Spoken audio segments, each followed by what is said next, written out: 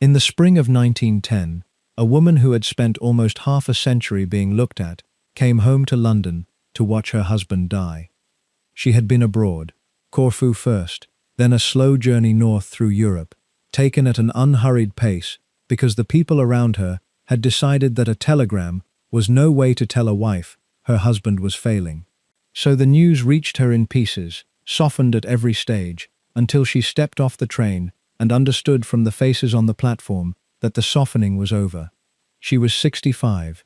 She had been Princess of Wales for very nearly 40 years and Queen for the better part of a decade, and in all that time the British public had built for her a particular kind of love, the sort reserved for a person who never seems to age, never seems to complain, and never seems to be anything other than gracious in a doorway. They called her the most beautiful woman in Europe when she was young, and they went on calling her beautiful when she was not, out of loyalty, which is its own kind of compliment. What almost none of them knew, as she hurried through the corridors of Buckingham Palace that first week of May, was how much practice she had already had at watching this particular man belong to other people. There was a woman in the house who was not family. Her name was Alice Keppel, and for the last dozen years of the king's life, she had been the person he wanted near him when he wanted comfort. And everyone at the top of London society knew it, and had known it for years, and had arranged their dinner tables around it.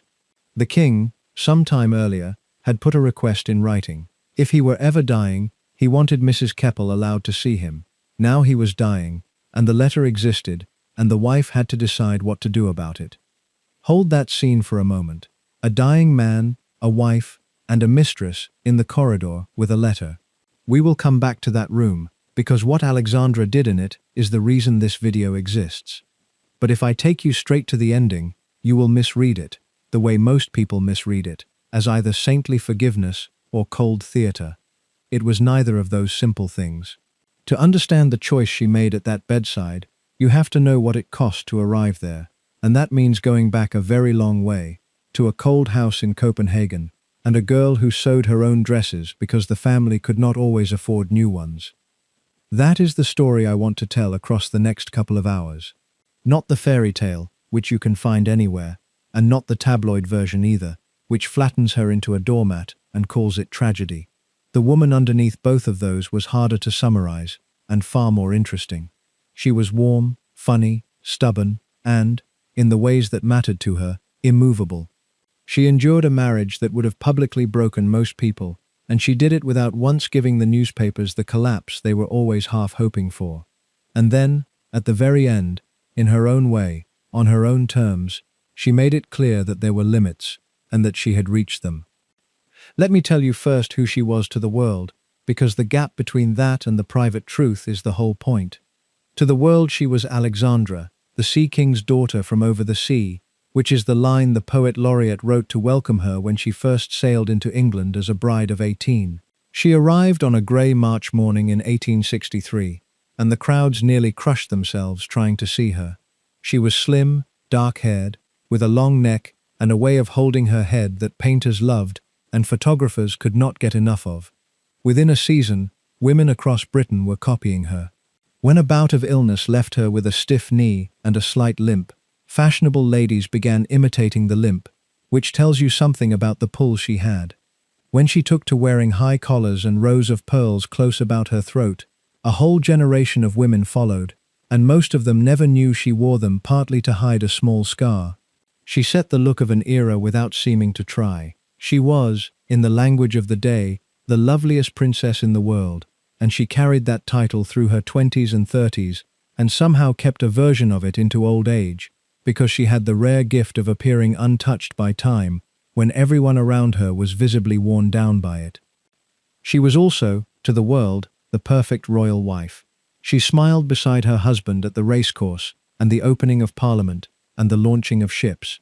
She raised her children in the public eye and buried one of them there too. She threw herself into good works, into hospitals and nursing and charity for the poor and the blind, with a sincerity that the cynics could never quite explain away.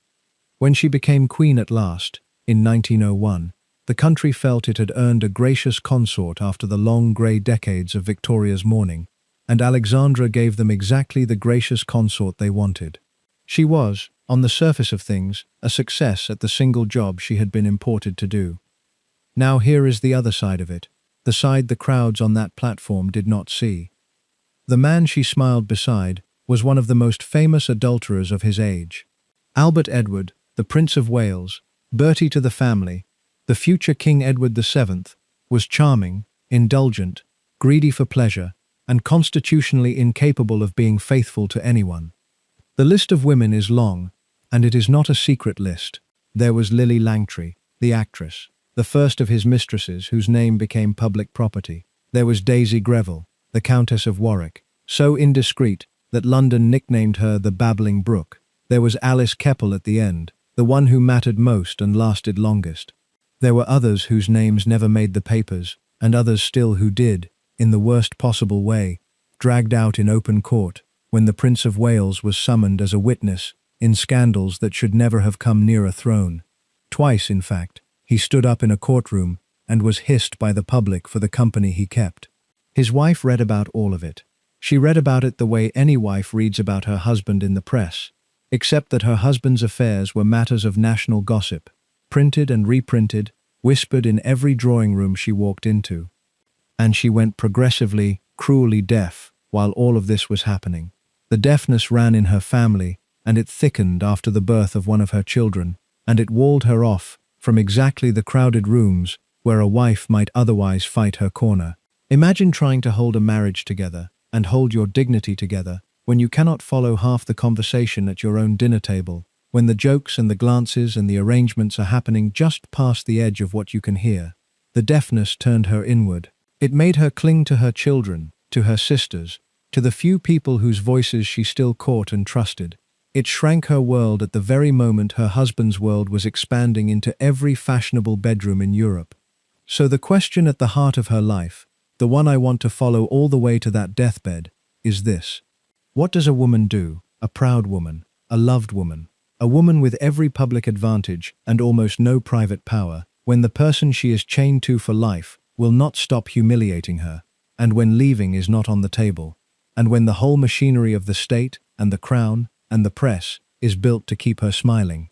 What does refusal even look like when a public scene is forbidden to you? Because Alexandra did refuse. That is the thing people miss when they file her under long suffering and move on. Her refusals were quiet ones, and they were real, and they added up over the years into something that looks, at the end, a great deal like a woman saying she had simply had enough. She refused to be present for certain things. She refused to pretend certain arrangements did not exist. She built, out of her children and her houses and her own devoted circle, a life that did not run through her husband at all, a separate country inside the marriage where he was a visitor rather than the ruler.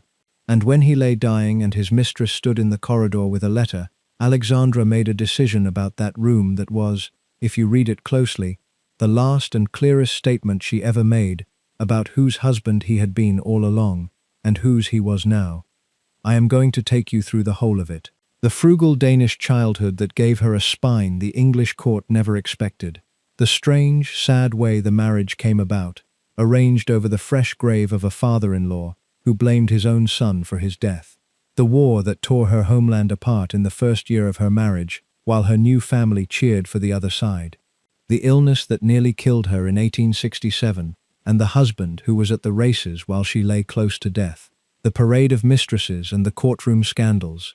The son she loved and lost. The crown that came to her too late to change much. And then that room in May of 1910, and what she said, and what it meant. Before we go back to the beginning, one small thing. If you have ever wondered what actually holds a marriage together when everything private about it is coming apart, this is the story for that question, and I would like you along for the whole of it. Take a second now to subscribe to the channel and turn on the bell, so the next part reaches you when it goes up, and once you have done that, tell me in the comments where in the world you are watching from tonight. I read them, and I am always surprised by how far this story travels. Now, back to Copenhagen, and a girl who had no idea any of this was coming for her. She was born on the 1st of December 1844 in a plain building near the harbour in Copenhagen that everyone called the Yellow Palace, which sounds far grander than it was. Palace was a courtesy. It was a townhouse on a street of townhouses, comfortable but not rich, and the family that lived in it was, at that moment, minor royalty, of the kind that Europe produced by the dozen and mostly ignored. Her father was Prince Christian of Schleswig-Holstein-Sonderburg-Glücksburg, a name that took longer to say than his prospects took to list. He was a soldier by training, handsome, correct, and not remotely wealthy. He held a place at the Danish court and an army salary, and very little else, and when the children began arriving, he had to be careful with money, in a way that princes were not supposed to have to be. Her mother was Louise of Hesse-Kassel, and Louise was the engine of the family. She had the better royal blood, the sharper mind, and the ambition for all 6 of her children that her mild husband lacked. It was Louise who understood, long before anyone else did, that a large family of well-mannered, well-married sons and daughters could carry a modest house to the very center of Europe. And she was right. Within a generation, the children of that harborside townhouse would sit on the thrones of Denmark, Greece, Russia, and Britain, and Louise would be remembered as the mother-in-law of half the continent. But none of that was visible yet. In the 1840s and 50s, it was simply a crowded, careful household getting by. The household was crowded because the children kept arriving, 6 of them across a dozen years, and the fates that waited for those 6 are so unlikely that they would strain belief in a novel. The eldest was Frederick, the boy who would one day be King Frederick VIII of Denmark and carry on the line at home. After him came Alexandra. Third was a boy named Wilhelm, and Wilhelm's story is the strangest of all, because while he was still in his teens, the crown of Greece fell vacant, and the great powers of Europe went hunting for a suitable young prince to fill it, and they settled on the second son of the Danish heir, and so a boy from the Yellow Palace was shipped off to Athens to become King George of the Hellenes before he was properly grown, founding a Greek royal line that would run for generations. The fourth child was Dagmar, Alexandra's beloved sister and near double, who would go to Russia and become the Empress Maria Feodorovna. The fifth was Thyra, who made a smaller and sadder marriage to the dispossessed heir of Hanover, a house that had lost its own kingdom to the same Prussian expansion that had savaged Denmark. And the last was Valdemar, the baby of the family, who grew into a Danish naval officer, and who, in a family that collected thrones the way other families collect silver, turned down the crowns that were offered to him and stayed home, preferring his ships and his own small country to the glory of a foreign throne. Add all of that up, and you arrive at a fact with almost no parallel in the history of Europe. Out of one modest household came a king of Denmark, a queen of England, a king of Greece, an empress of Russia, and a spreading web of marriages that reached into half the courts of the continent, so that within a single lifetime the children of Prince Christian sat at or beside nearly every great throne there was, and the careful soldier prince who had once had to count every coin became known across Europe as the father-in-law of the continent, the patriarch whose blood and whose descendants would rule or marry into almost everything. None of it came from money, because there was none. It came from Louise's strategy and the children's looks and manners, and above all from the sheer improbable luck of a small family standing in the right place at the moment when the great thrones came looking for spare princes and marriageable princesses. Louise herself is worth pausing on, because she was the one who saw it coming and made it happen. She had been born a princess of Hesse-Kassel, and it was through her, in fact, as much as through her husband, that the claim to the Danish throne ran, a tangle of inheritance and treaty that the powers had eventually resolved in Christian's favor. She was cleverer than her husband and more ambitious than her husband, and she understood the marriage market of royal Europe the way a shrewd merchant understands his trade. She saw that her greatest asset was her children, and she set about equipping them for the highest matches, seeing to their languages and their manners and their bearing, watching the eligible princes and princesses of the continent, positioning her sons and daughters with a patience and a calculation that paid off beyond anything she can have dared to hope. If Alexandra had a spine of steel under her sweetness, and she did, she came by it honestly, because her mother had one made of the same metal. The daily reality of the Yellow Palace, meanwhile, stayed as far from imperial grandeur as it is possible to imagine, right up until the family's elevation, and for some time after. The meals were simple. The children walked out into the Copenhagen streets like ordinary people, rather than riding everywhere behind horses. The daughters, as we have seen, made and mended their own clothes, and thought nothing of it. Prince Christian, a fit and upright man who believed in exercise and discipline, drilled his children in gymnastics and riding, and the outdoor life, and the home he and Louise made was warm and orderly and firmly run, a place of family games and evening music, and a closeness that the grander, colder royal households of Europe conspicuously lacked. It was, in the plainest sense of the words, a happy home, thrifty and affectionate and disciplined all at once. And the woman Alexandra became, the woman who would cling to her family and shrink from grandeur and love a plain country house above any palace, was formed in exactly that home, out of exactly those years, and she never really changed. The girl they christened Alexandra Caroline Marie Charlotte Louise Julia was the eldest daughter, and from the start she was the beauty of the brood. That was noticed early, and it was never really questioned. But beauty was not the thing the household ran on. The thing it ran on was thrift and effort, and a kind of cheerful practicality that would stay with Alexandra for the rest of her life, and would baffle the English court when she got there. The Glucksburg children did not grow up cushioned. The daughters learned to sew, and they did not learn it as an accomplishment for show. They made and mended their own clothes because new dresses could not simply be ordered whenever one was wanted. Alexandra could cut a pattern and finish a hem, and she was proud of it, and she stayed proud of it even as a queen, when she no longer needed the skill for anything but the memory of where she came from. There is a detail people love about her later years, that she kept an interest in dressmaking and in the practical craft of clothes, long after she could have bought any garment on earth. And the root of it is here, in a house where thrift was not a virtue you chose, but a fact you lived with. The upbringing was affectionate. That mattered too. The parents were fond of each other, and fond of the children, and the household had a warmth that a great many grander royal families conspicuously did not. The children were close, and they stayed close for life, writing to one another across the borders and thrones they would eventually scatter across, meeting whenever they could, holding to the harborside intimacy of their beginnings.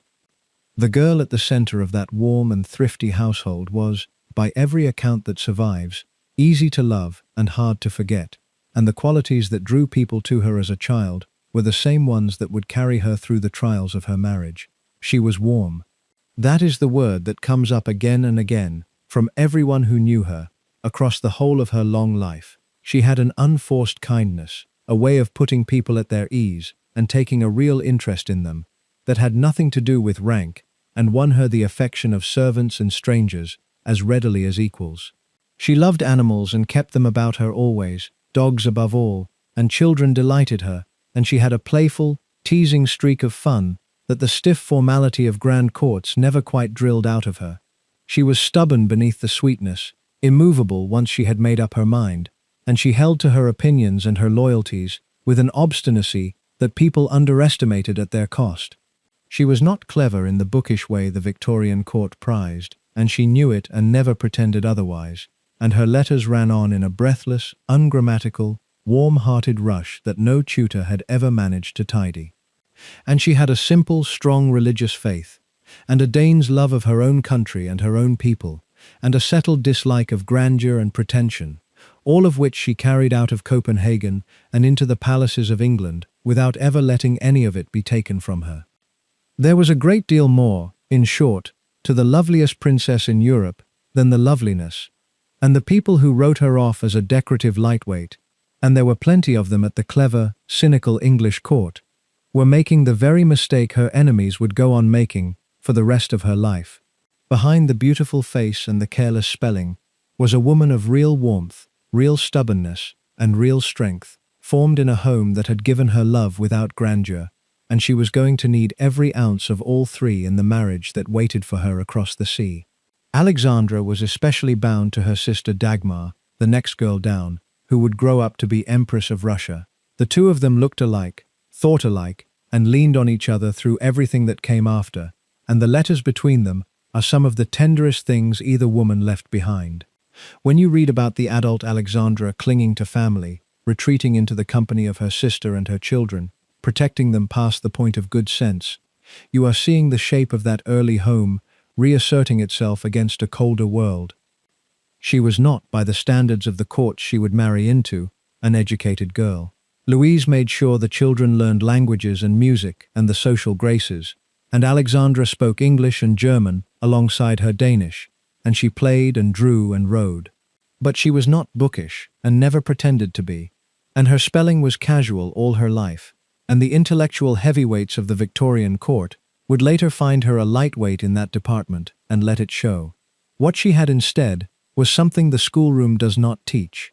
She had presence and warmth, and an instinct for people, and a stubbornness under the sweetness that few of them saw coming. She could be charming without effort, and immovable without raising her voice, and those two things together would carry her through a life that would have crushed a cleverer, brittler woman.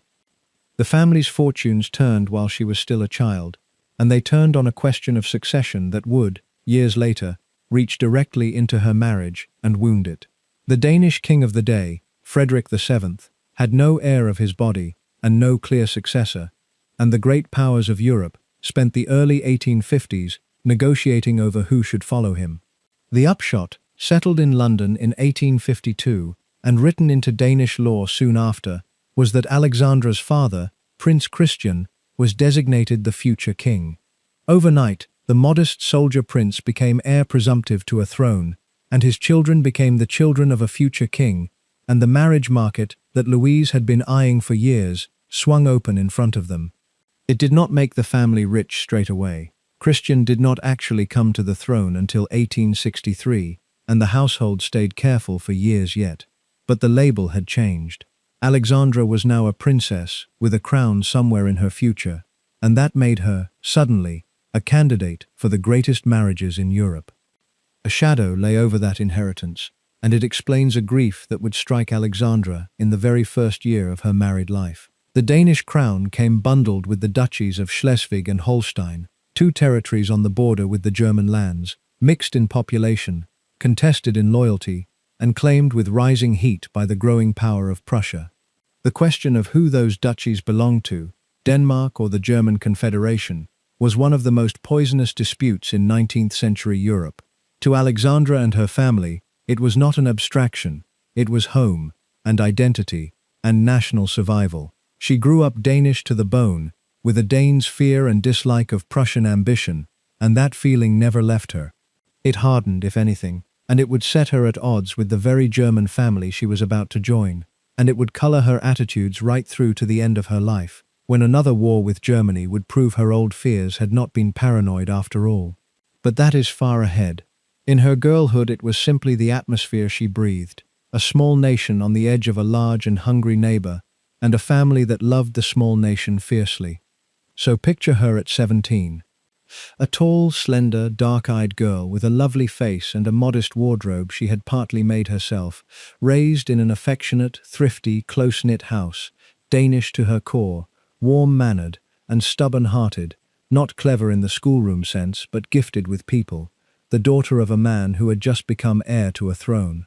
She had no money to speak of, and no experience of the world beyond Copenhagen, and in the courts of Europe, a small number of people had begun to say her name, because a very great throne was in urgent need of exactly such a girl, for reasons that had almost nothing to do with her, and almost everything to do with a young man across the sea, who was already becoming a problem.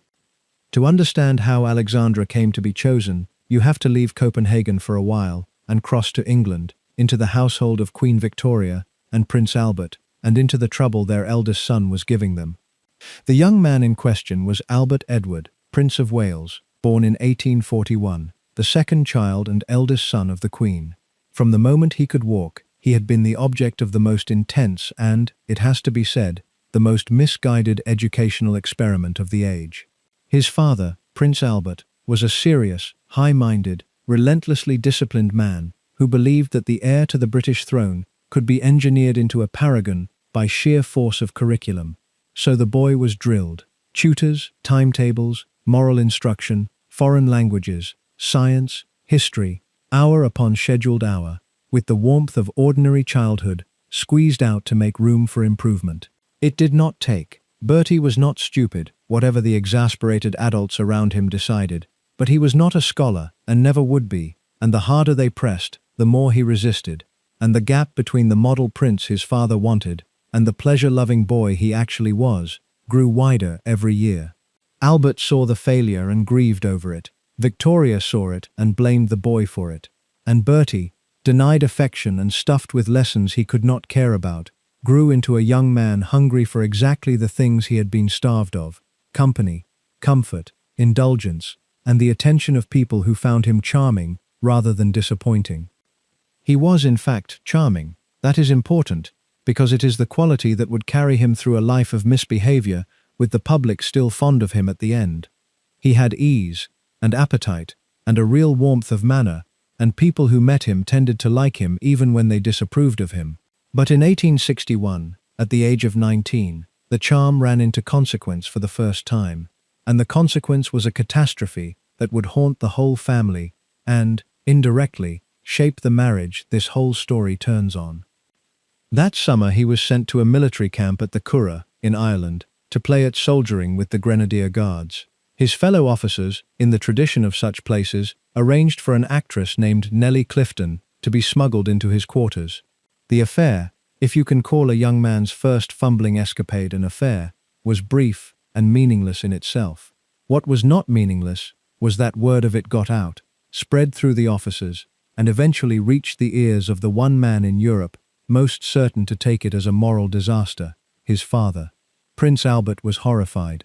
Where another father might have shrugged the thing off as the ordinary folly of a 19-year-old, Albert read it as proof that the great project had failed, that the son he had tried to build into a model of virtue had the appetites of an ordinary sensualist after all, and the distress of it went through him like a sickness. He wrote his son a long, anguished letter, and then, in November of 1861, still shaken, he travelled to Cambridge, where Bertie was now studying, to walk and talk the thing through with him.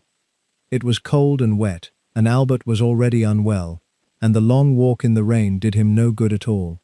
Within weeks he was gravely ill, and on the 14th of December 1861, Prince Albert died, at the age of 42, of what the doctors called typhoid fever.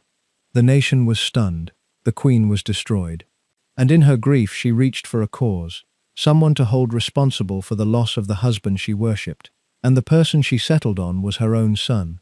She convinced herself that the shock and worry of the Curragh business had weakened Albert and hastened his death, and she said so, and she meant it. She wrote that she could never look at Bertie again without a shudder. She held him responsible for his father's death, a 19-year-old blamed for a bereavement, and that blame poisoned the relationship between mother and son for years. It is a terrible thing to sit with, and it matters here for one specific reason. In the wreckage of that grief, Victoria decided that the one thing that might save her wayward, dangerous son from himself and honor the plans his dead father had been making was to marry him off, quickly, to a suitable girl. And the suitable girl her husband had been considering, before he died, was Alexandra of Denmark. The truth is that the search had begun before Albert's death, and Albert had been part of it. For a couple of years, the Prince of Wales's parents, along with his clever eldest sister Vicky, who had married the Crown Prince of Prussia and now had a listening post in the German courts, had been reviewing the eligible Protestant princesses of Europe for a future Princess of Wales. It was a short list. The girl had to be royal, Protestant, unattached, of good character, and, everyone privately hoped, good-looking, because the Prince of Wales was not going to be easy to satisfy. Vicky did much of the scouting, and it was Vicky who kept coming back to the Danish princess. Alexandra was beautiful. That was agreed on all sides. She was well brought up, she was sweet-natured, she was of the right religion and the right age. On paper she was close to ideal. There was one large complication, and it was the very thing Alexandra had grown up breathing, the Schleswig-Holstein question. Alexandra was Danish, and the German courts, including the Prussian court where Vicky now lived, were on the opposite side of that bitter territorial dispute. To marry the heir to the British throne to a Danish princess was, in the eyes of Prussia and its friends, to take a side, and there was real resistance to it in those quarters, and some hesitation in Victoria too.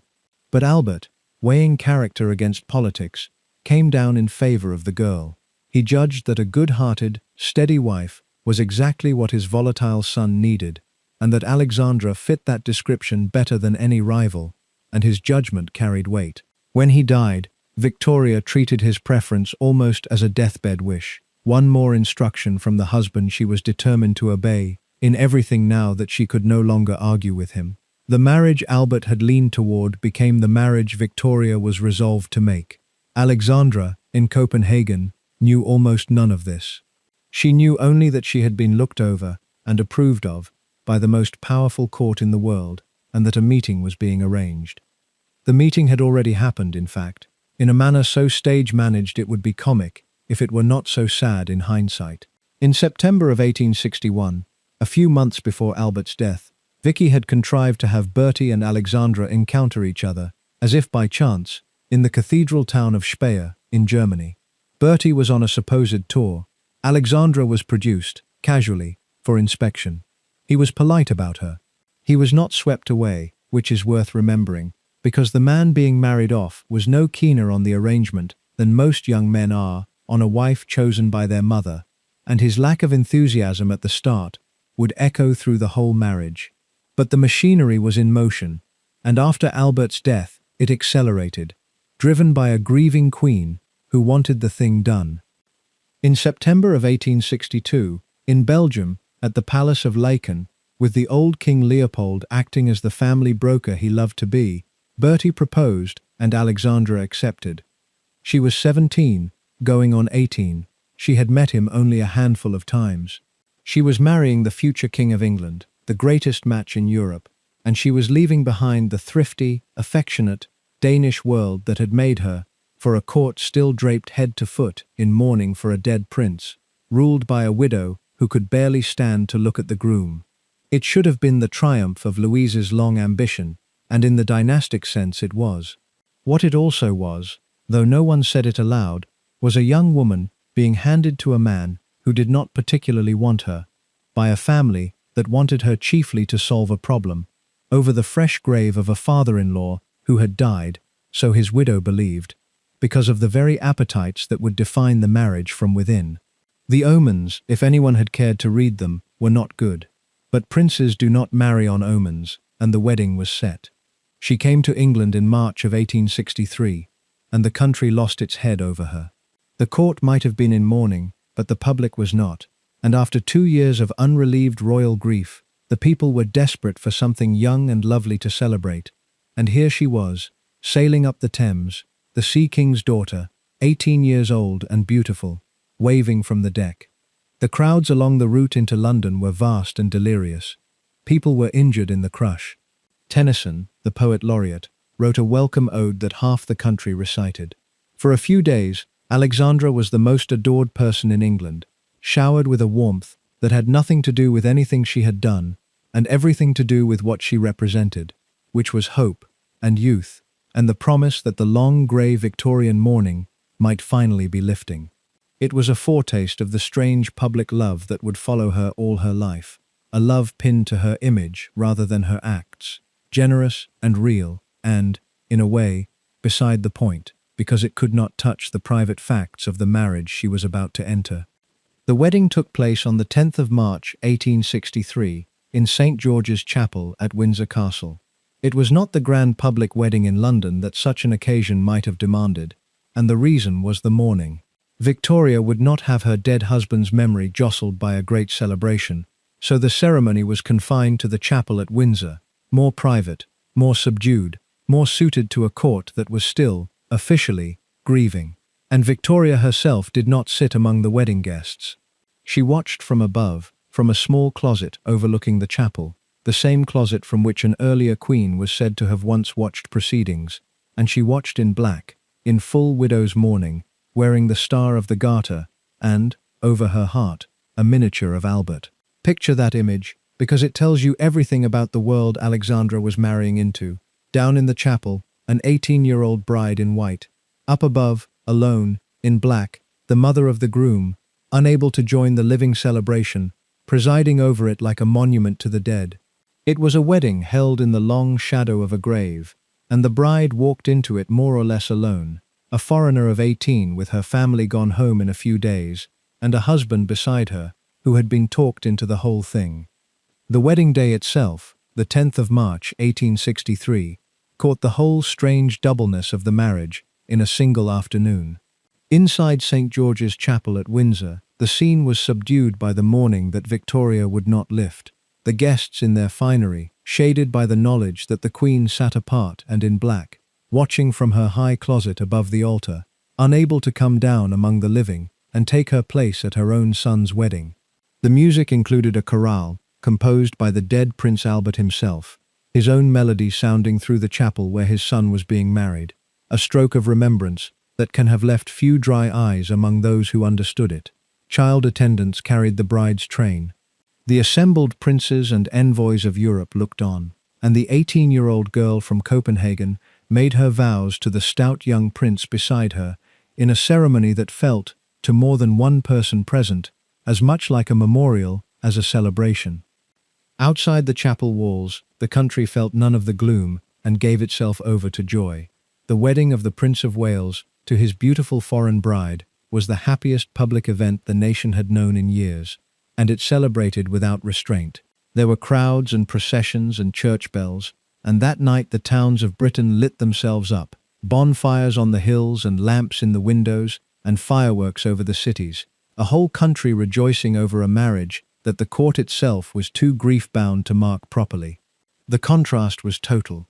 A muted, mournful ceremony at the very heart of a national festival of happiness, the bride carried from the shadowed chapel out into the light of a country that adored her.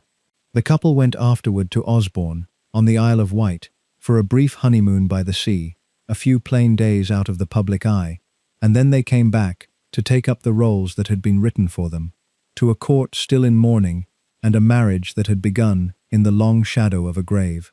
And in the early years that followed, the young couple found that they were not even left to themselves, for Victoria watched over them from her seclusion with an anxious, disapproving, controlling eye, fretting over Bertie's fast friends, monitoring their movements, pressing her opinions on how they should live and where they should go and whom they should see.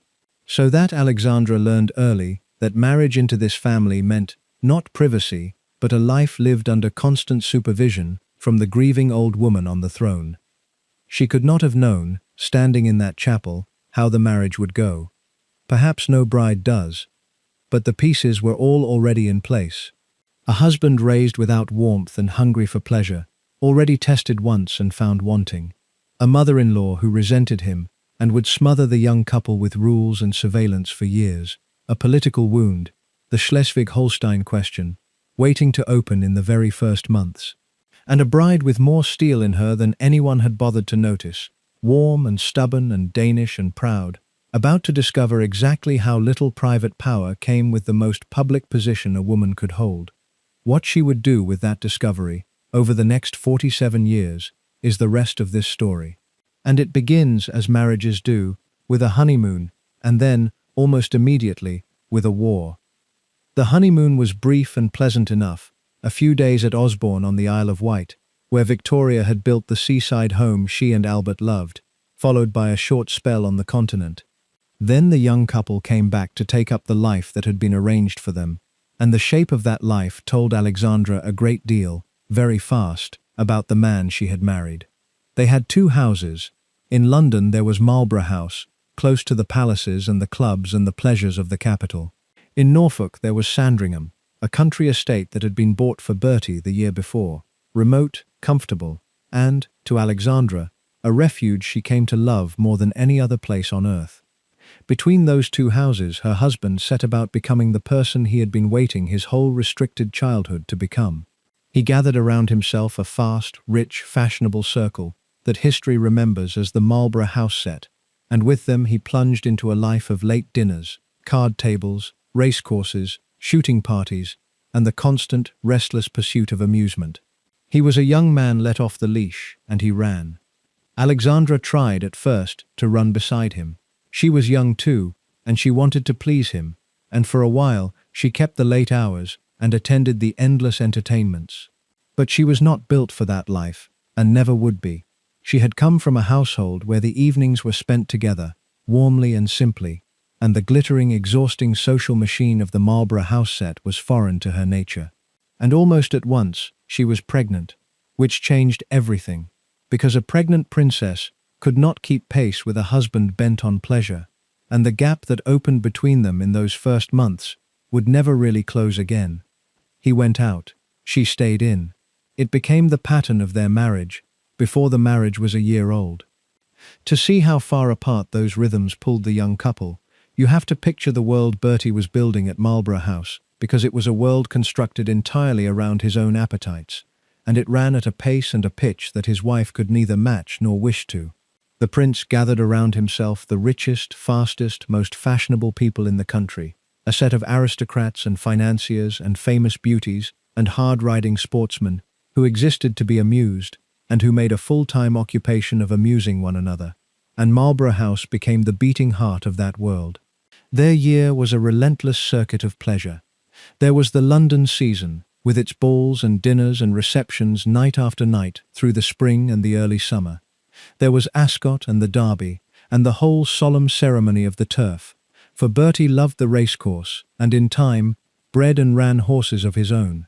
There was Cowes for the yachting in August, and the grouse moors of Scotland in the autumn, and the endless country house parties, where the same brilliant company moved from one great establishment to the next, shooting through the short days, and dining and gambling and flirting through the long nights. And there were the foreign spas, Homburg and Marienbad and Biarritz, where the prince went to take the waters, and rather more to the point, to eat and drink and gamble, and enjoy himself far from the disapproving eye of his mother. His appetites were enormous, in the most literal sense. He ate hugely, meal after vast meal, course upon course, and he smoked without pause, and he gambled at cards for high stakes, and he pursued women with the same steady greed he brought to the dinner table, and the fast set around him kept pace and egged him on. It was a glittering existence, and for a woman who could not hear well, and did not love the fast set, and would far rather have been at home with her children, it amounted to a kind of endurance test. Alexandra could play the hostess beautifully, and she looked the part better than any woman alive, and when she chose to, she could charm a whole room without appearing to try. But her heart was never in the ceaseless social machine, and the more her deafness closed in, the harder that machine became to bear, and so she let her husband go out into it more and more without her, and kept for herself the parts of their life she could actually love. Above all, she kept Sandringham. The Norfolk house became her refuge and her true home, and there she was a different creature from the strained princess of the London ballrooms, informal and warm and happy, surrounded by her children and her dogs and a small menagerie of pets, close to the land and to the country people, out from under the glare. The nursery at Sandringham was the centre of her world, noisy and affectionate, and gloriously unlike the cold schoolroom regime that had blighted her husband's childhood. There is one small detail about the house that tells you almost everything about the two of them, and how differently they lived.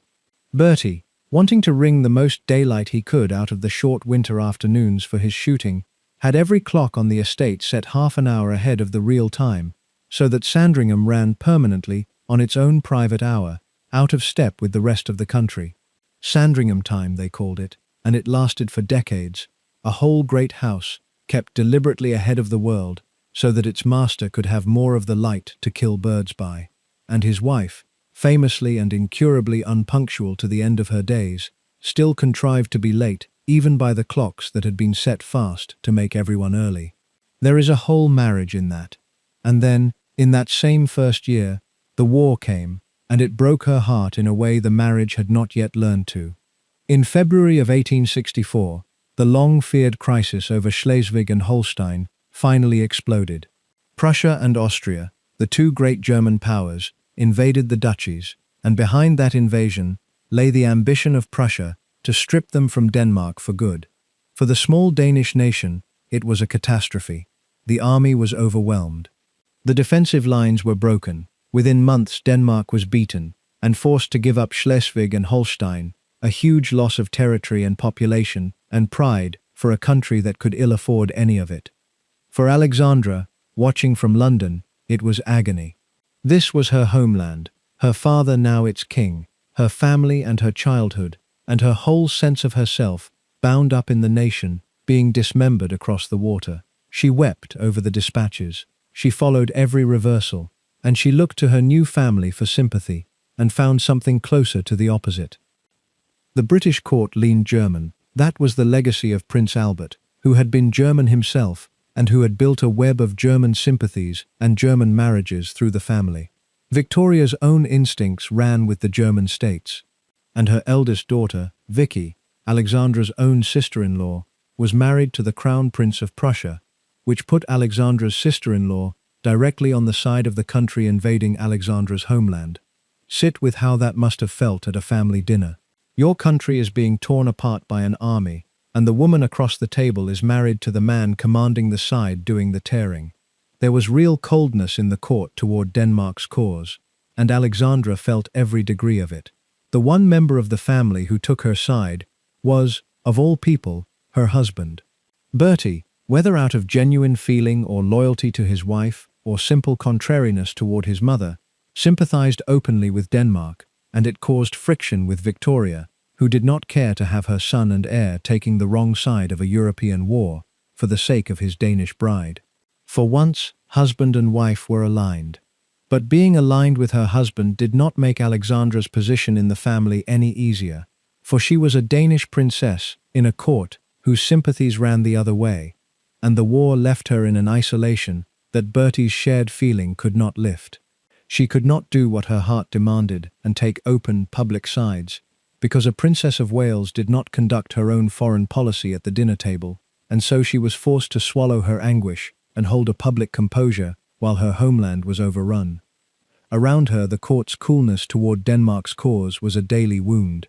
Her own sister-in-law was married to the Prussian heir. Victoria's sympathies pulled the other way, and Alexandra sat among them, the odd one out, the foreigner whose country was being torn apart by the friends and relations of the family she had joined, keeping her grief behind the beautiful composed face because she had no other course open to her.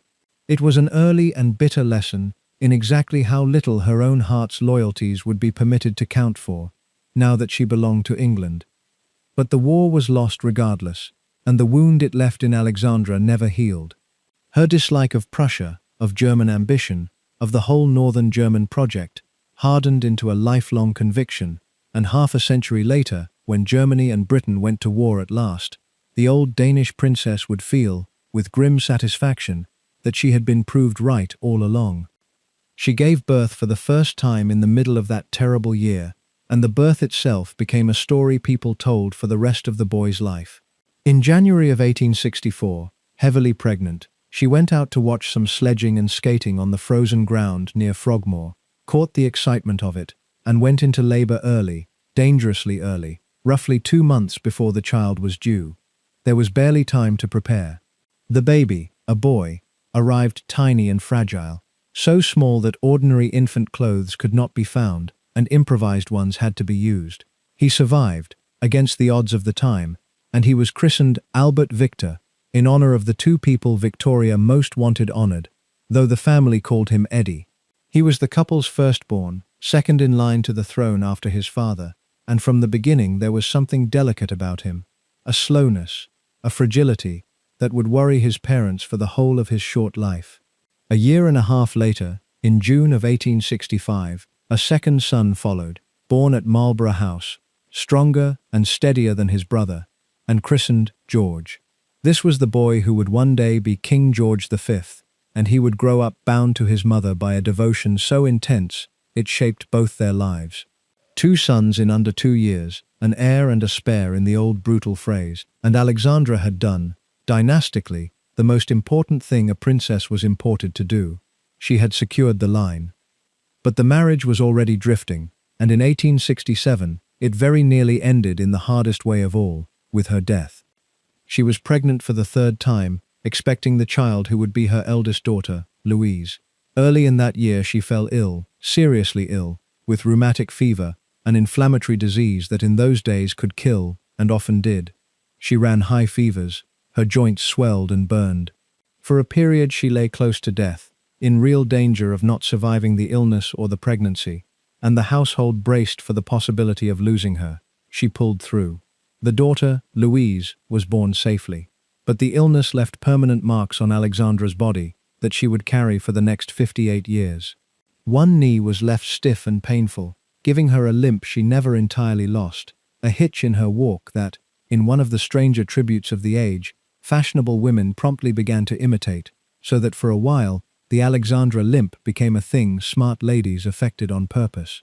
And the fever worsened, sharply, a deafness that had already begun to trouble her. The hearing loss ran in her mother's family, an inherited condition that thickened over the years, and the illness of 1867 accelerated it badly. From this point on, Alexandra's deafness was a fact of her daily life, and it grew steadily worse, until, in her later years, she lived in something close to silence, cut off from the general talk of any room, dependent on the few voices close enough and clear enough to reach her. Think about what that deafness did to her position. The whole social world her husband thrived in, the crowded dinners, the flirtations conducted in murmurs, the arrangements settled in a quiet word across a table, all of it depended on being able to hear, and she could not, or could less and less.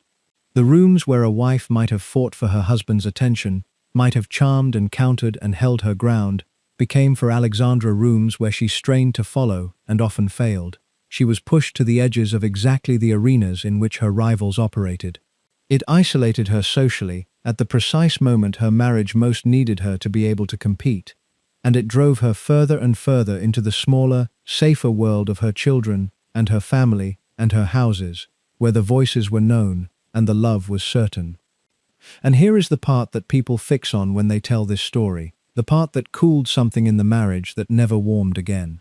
While Alexandra lay ill in 1867, close to death, her husband was frequently not at her side. He was out. At parties, at the races, in the company he preferred, living the life he had built, and he had to be pressed to come home and sit with his dying wife. The picture of it is stark and unforgiving. A young woman of 22, fighting for her life while carrying his child, and the husband distracted, reluctant, off among his amusements. Whatever tenderness had been there at the start, this drained it. Alexandra was not a woman who forgot such things, and she did not forget this. She said little. She made no public complaint, then or ever. But something in her closed against him after 1867, and she began, from that point, the long work of building a life whose center was not her husband, a private country of her own, inside the marriage, walled by her children and her sisters, and her faith and her houses, into which he could visit, but which he did not rule. If you are looking for the first time Alexandra, in her silent way, said that there were things she would no longer give him, it is here, in the aftermath of that illness. It is the first no. Before we follow her into that separate life she was building, we have to look squarely at what she was walling herself off from, because the affairs that had already begun were about to become the defining scandal of her husband's public existence, and she was going to have to survive every one of them in the full glare of a watching nation. The Prince of Wales was, by the late 1860s, well launched on the career of serial infidelity that would follow him to his grave. It was not hidden, not really. In the tight world at the top of society, everyone knew, and the knowledge trickled down through the press and the gossip until the general public knew too, in outline, if not in detail. And in 1870 the outline burst into full public view in a courtroom, in the first of the great scandals that would drag the heir to the throne through the papers with his wife looking on. The Mordaunt case was a divorce suit. Sir Charles Mordaunt, a member of Parliament, sought to divorce his young wife Harriet on grounds of adultery, and in the course of her breakdown, Harriet confessed to a string of affairs and named, among the men she claimed to have been intimate with, the Prince of Wales. There were letters from Bertie to her, and though the letters themselves were harmless, chatty, and improper only in the fact of their existence, the mere involvement of the heir to the throne turned a squalid private divorce into a national sensation. And then it went further than sensation. The Prince of Wales was called as a witness. In February of 1870, Albert Edward, heir to the British crown, stood up in a courtroom and answered questions under oath about his relationship with another man's wife. He denied, flatly, that there had been any improper conduct between them, and legally he was not found to have committed adultery, and Harriet Mordaunt was judged insane, which collapsed the divorce for the time being. But the damage was done, and it was not legal damage, it was the damage of the spectacle. The future king had been seen in the witness box, in a divorce case, defending his conduct with a married woman. The public did not like it. He was hissed at the theatre. He was booed at the races. For a while, his standing sank low enough that serious people worried about the monarchy itself. Now watch what Alexandra did, because this is the template for how she would handle the whole rest of it. She was humiliated, privately, beyond question. The affair, whatever its exact nature, and the letters, and the courtroom, and the hissing crowds, all of it landed on her as a public wife, and her response was to stand beside him. She appeared with him in public, deliberately, letting the country see the Princess of Wales at her husband's side, serene, loyal, apparently untroubled, and the gesture worked. The public, which had been ready to turn on the prince, softened toward a man whose beautiful, dignified, foreign wife was so visibly standing by him. Her loyalty rehabilitated him. There is a piece of the picture that the scandals tend to crowd out, and it matters, because it is the very thing that made her humiliations so relentlessly public. Alexandra was one of the first truly famous women of the modern media age. The 1860s and 70s were the years when photography became cheap and endlessly reproducible, when the small photographic card called the carte de visite could be printed by the thousand and bought for a few pence, and when the faces of a handful of celebrated beauties began to travel through the country as mass-produced images in a way that no faces ever had before. Alexandra was the most celebrated of them all. Her photographs sold in staggering numbers. Her likeness hung in ordinary front rooms in towns she would never visit. The women of Britain studied what she wore and how she wore it, and copied it as fast as their dressmakers could work, so that a jacket, or a collar, or a way of dressing the hair that she adopted would be on the streets of every town within the season. The high collars and jeweled bands she wore close about her throat, which she had taken to partly to hide a small scar on her neck, became a national fashion, and the stiff, high-necked look she made popular long outlasted the private reason she had for it. The limp that her illness left her with, as we have seen, was actually imitated by fashionable women who wanted to move as she moved. She was, in the fullest sense that the century could manage, a celebrity, her face a public possession, and her appearance a pattern that a whole country copied. And that is precisely why the betrayals cut the way they did. This was no private wife nursing a private sorrow behind a closed door. This was one of the most looked-at women in the world, her face on 10,000 mantelpieces, being openly and repeatedly betrayed by a husband whose own scandals were spread across the very newspapers that adored her, so that the worship and the humiliation ran side by side through the same public, the same press, the same national gossip. She could not suffer in private, because nothing about her was private. She lived the whole of her married life on a lit stage, and every wound was dressed in front of an audience. The cruelest feature of that stage was the deafness, because it shut her off from the audience, even as it kept her standing in front of it. The hearing loss that had begun in her 20s, and thickened after her illness, kept on advancing through the decades, and it turned the crowded social world into something close to a torture. At a long dinner table, she could follow the person immediately at her side, on a good day, and lose everyone else at the table entirely. In a drawing room full of talk, she caught fragments and guessed at the rest and smiled to cover the gaps. The quick exchanges, the murmured asides, the jokes that ran laughing round a table, the low words in which so much of that world's real business and real cruelty were transacted. All of it happened just past the edge of what she could hear, and she knew that it was happening, and she could not reach it.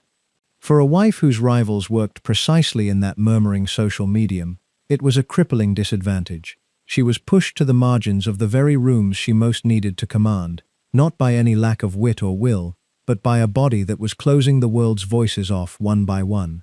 It drove her deeper into the small circle of people whose voices she still knew and trusted, her children, her sisters, the handful of intimates who took the trouble to face her and speak clearly, and it made the shelter of Sandringham and family less a preference than a kind of necessity, the one place on earth where she was not forever straining and failing to hear.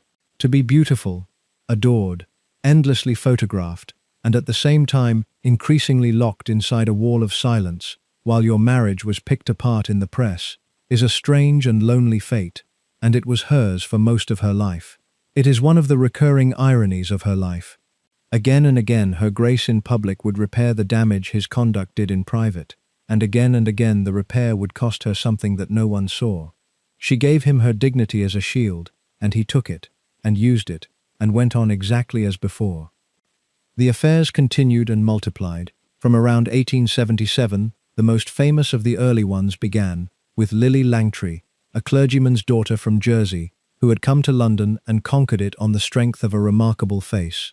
She was one of the professional beauties of the age, photographed and gossiped about, and eventually put on the stage, and for several years she was the Prince of Wales's acknowledged favourite, so openly that she was received in society as such. And Alexandra, faced with this, adopted the posture that would define her public handling of her husband's women. She was gracious. She received Langtry. She behaved, in company, as though the arrangement were the most natural thing in the world, because a scene was the one weapon forbidden to her, and civility was the one form of control still available. Look closely at how that civility actually operated, because it was the mechanism on which the whole system of royal mistresses depended, and Alexandra was, in a sense, its unwilling keystone. Take Lily Langtry, the first of the prince's women whose name became public property. She had come from nowhere that the great world counted, a clergyman's daughter from the island of Jersey, and she had conquered London on the strength of a single astonishing asset, her face. She was one of the professional beauties, the celebrated faces of the age whose photographs sold by the thousand alongside Alexandra's own, and when the Prince of Wales took her up, she became, for a few years around the end of the 1870s, his acknowledged favourite, so openly acknowledged that the whole of society knew. And this is where the wife came in. For Langtry to be more than a hidden scandal, for her to move in the prince's world and be received at the great houses and appear in the right rooms, she needed a kind of social license, and that license could be granted by one person only. If the Princess of Wales received her, society could receive her. If the Princess of Wales treated the arrangement as ordinary, society could treat it as ordinary. And so Alexandra received her. She met her husband's mistress, was gracious to her in company, gave the world the picture of a wife entirely undisturbed, and by doing so, she made the whole thing function, oiling the machinery of her own humiliation with her own flawless manners. It sounds, put baldly, like weakness, and it was read as weakness by some at the time, and has been since. But look at what the alternatives actually were. She could refuse, and make a scene, and hand the newspapers the spectacle of a royal marriage in open collapse, wounding the crown, wounding her children's future, and delighting every enemy the monarchy possessed. She could withhold her courtesy more privately, and turn every social occasion into a field of open tension, poisoning her own days to no purpose. Or she could do what she did, which was to give the world the serene surface it wanted, while conceding not 1 inch of what she truly felt, keeping the marriage upright in public, and her own contempt intact in private, and denying her husband and his women the single thing that would have satisfied them, which was any sign at all that they had broken her. The gracious reception of the mistress was not surrender. It was a calculated performance by a woman with almost no cards, playing the only ones she held. And the same cold choreography would be danced again and again down the years, with one favourite after another, all the way to Alice Keppel at the end, the wife forever gracious in company and immovable beneath it, the mistress forever received and never for 1 instant welcomed, the whole elaborate arrangement resting on the flawless public manners of the one person in it, with the most reason to shatter them and the most iron resolve not to. What it cost her went into the same silent account as everything else, the reservoir of endured things that she never opened to anyone. She did not confide her humiliations. She did not pour them out in letters that survive, or unburden herself to intimates who later told the tale. The composure was not merely public, it was very nearly total, kept up even in private, so that the true weight of what she carried can only be guessed at from the shape of the life she built around it, the withdrawals, the long absences abroad, the retreat into her children and her sisters and her Sandringham, the sheer distance she put between herself and the world her husband's women moved in. A woman untroubled by her husband's affairs does not arrange her whole existence to be somewhere else when they are most on display. Alexandra's silence was not the silence of a woman who did not mind. It was the silence of a woman who minded a very great deal and had decided that no one, least of all her husband and his mistresses, would ever be given the satisfaction of seeing how much. It is that resolve, more than anything, that ought to change how we see her across these years. The gracious reception of Lily Langtry, and of all the others after her, looks from the outside like the meekness of a woman being walked over. Seen from the inside, it was the discipline of a woman refusing to be walked over on the only terms that mattered to her, refusing to hand her tormentors the collapse they were waiting for, holding her dignity by main force in a situation built to strip it from her. She lost the marriage, in every way that a marriage can be lost. She did not lose herself. And that distinction is very nearly the whole of Alexandra. Behind the civility, the private cost went on accumulating, unspoken, into the reservoir of things Alexandra endured and never discussed. Then came Daisy, Frances Brooke, later the Countess of Warwick, who held the prince's affections for a long stretch through the late 1880s and into the 1890s, and who earned herself the nickname the Babbling Brook for an indiscretion so total that she could not keep any secret, least of all her own. Her affair with the prince was tangled up with other affairs and other scandals in the incestuous world of that set, and at one point the whole mess spilled toward open scandal in a way that threatened to expose the prince yet again. And around this time, in the early 1890s, Alexandra did something that spoke louder than any of her gracious public gestures. She left, not the marriage, which was not possible, but the country. She extended her travels abroad, to Denmark and to her beloved sister in Russia, staying away, absenting herself from the embarrassment at home, removing her presence from a court where her husband's affairs had made the air unbreathable. It was a refusal expressed as distance. She could not divorce him, and she would not make a scene, so she took herself out of the picture, and the withdrawal said what she would not. There are limits, and I am past mine, and I will not stand in the room and pretend. The gambling scandal that broke at almost the same moment made the atmosphere worse. In 1890, at a country house called Tranby Croft, during a house party the prince attended, a fellow guest was accused of cheating at baccarat, a card game that happened to be illegal. To keep the thing quiet, the accused man was made to sign a promise never to play cards again, in exchange for everyone's silence, and the Prince of Wales was among those who knew and agreed to the arrangement. But the secret leaked, as such secrets do, and in 1891, the accused man sued for slander, and the trial exposed the whole business, and once again, the Prince of Wales was called into a courtroom as a witness. This time the revelation was not adultery, but vice of a different color. The future king, it emerged in open court, spent his evenings gambling at an illegal card game, traveling with his own set of counters for the purpose. The public was scandalized all over again. From the pulpits and the newspapers came the predictable condemnation, and the heir to the throne was once more a figure of disapproval. And once more, in the background, there was Alexandra, abroad for much of it, supporting him from a distance, letting her loyalty do its familiar repair work, even as she kept her own person well away from the scene of the disgrace. There is one more figure from these years who belongs in the story, because he is the closest Alexandra ever came to a private life of her own, and because the way she conducted it tells you exactly what kind of woman she was. His name was Oliver Montague, a colonel in the Life Guards, a soldier of great charm and impeccable manners, and for many years he was devoted to Alexandra with a devotion that everyone around them recognized, and that, by every serious account, remained entirely honorable. He loved her. That was understood. He appointed himself, in effect, her protector in society, escorting her, shielding her, standing between her and the slights and awkwardnesses that a neglected wife in a fast set was exposed to. And Alexandra was fond of him, warmly and gratefully, and allowed him close, and drew comfort from having, at last, one man in her orbit whose attention was fixed on her and no one else. But she did not do what her husband did. The relationship, so far as the evidence goes, stayed within the bounds she set for it, chaste, faithful in spirit to a marriage that was not being kept faithful to her, a devotion honorably conducted on both sides. The contrast is the whole of her character in miniature. Her husband took his pleasures wherever he wished, and let the scandals fall where they might. Alexandra, given a man who adored her, kept the line she had decided to keep, and took her comfort in a form she could live with. When Montague died, in 1893, She grieved him tenderly and kept his memory.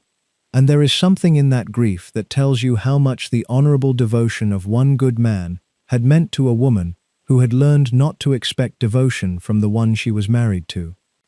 By the middle of the 1890s then, the shape of Alexandra's life was set, and it was a shape held in tension between two facts that never resolved. On one side, a husband who would not stop, a marriage that could not end, a public role that demanded she smile through all of it, and a body that was failing her, the limp, the ever-thickening deafness, walling her away from the world in which she might otherwise have fought. On the other side, the private country she had built and defended, her children whom she loved past reason, her sisters, her houses, her faith, her own quiet refusals, the withdrawals and absences and gracious silences with which she said, over and over, in a language the public could not read, that she was enduring this on her own terms and not on his. She had not been broken. That is the thing to hold on to as we go forward. Everyone expected her to be broken, and she was not. She had simply drawn her lines where she could, and lived inside them, and waited, though she did not know she was waiting, for the day the lines would matter most. Motherhood was the one part of Alexandra's life that unfolded the way she wanted it to, and she gave herself to it with a completeness that came straight out of the coldness she had watched her own husband endure as a boy. She had seen what a childhood of tutors and timetables and withheld affection had done to Bertie, how it had left him hungry and unsteady and reaching for comfort in all the wrong places, and she was determined that her own children would have the opposite. So the nursery at Sandringham became a warm and slightly chaotic place, full of pets and games and noise, where the mother got down on the floor with her children and played, where discipline was light and love was heavy and constant. To her children she was Mother Dear, a name that stuck for life, and the bond she built with them was the great success of her existence and, at the same time, one of its stranger sorrows, because she loved them so hard that she could not let them grow up, and some of them paid a price for that. She had 6 children in all, and she lost 2 of them, one in infancy and one in the flower of his youth, and the losses marked her as sharply as anything her husband did to her. The eldest was Eddie, born too soon in that terrible war year of 1864, always a little fragile, always a little behind. Then George, the steadier boy, born in 1865, who became the anchor of her heart. Then 3 girls in quick succession. Louise arrived in 1867, the daughter whose birth had come alongside the illness that nearly killed her mother. Victoria followed in 1868, the child the family called Toria. And Maud came in 1869, the youngest of the daughters, lively and game, who would one day sit on a throne of her own in Norway. 5 living children, a full and boisterous nursery, and Alexandra at the center of it, happier there than anywhere else on earth. And then, in the spring of 1871, she had a 6th child, and he did not live. On the 6th of April, a boy was born at Sandringham, and he was christened Alexander John, and he lived only a single day, and on the 7th of April he died. It is easy, at this distance, to let an infant death slide past, as one of the ordinary tragedies of a century, when such things were common. But it was not ordinary to the woman it happened to.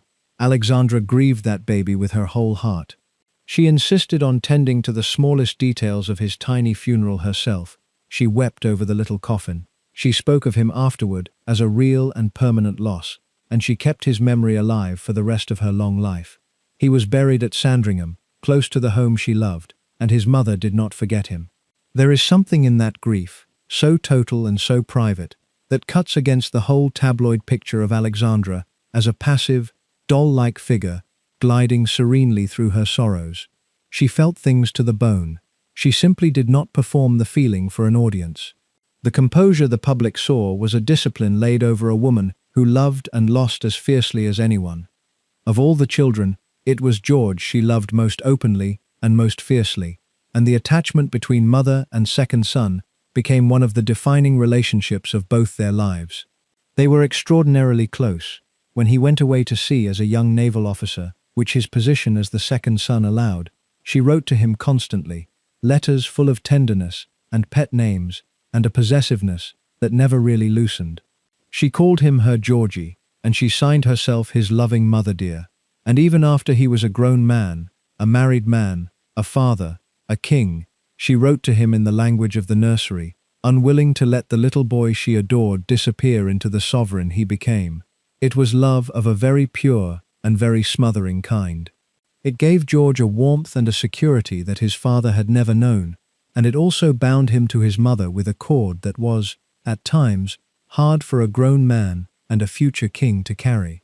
But the devotion ran both ways, and it never faltered, and in the long, lonely years of her widowhood, George's steady love for his mother would be one of the few things that held her up. The girls fared more unevenly under that intense maternal love, and one of them was, in a real sense, sacrificed to it. Louise, the eldest daughter, made a good marriage in 1889 to the Duke of Fife, and got a life of her own, and became in time the Princess Royal.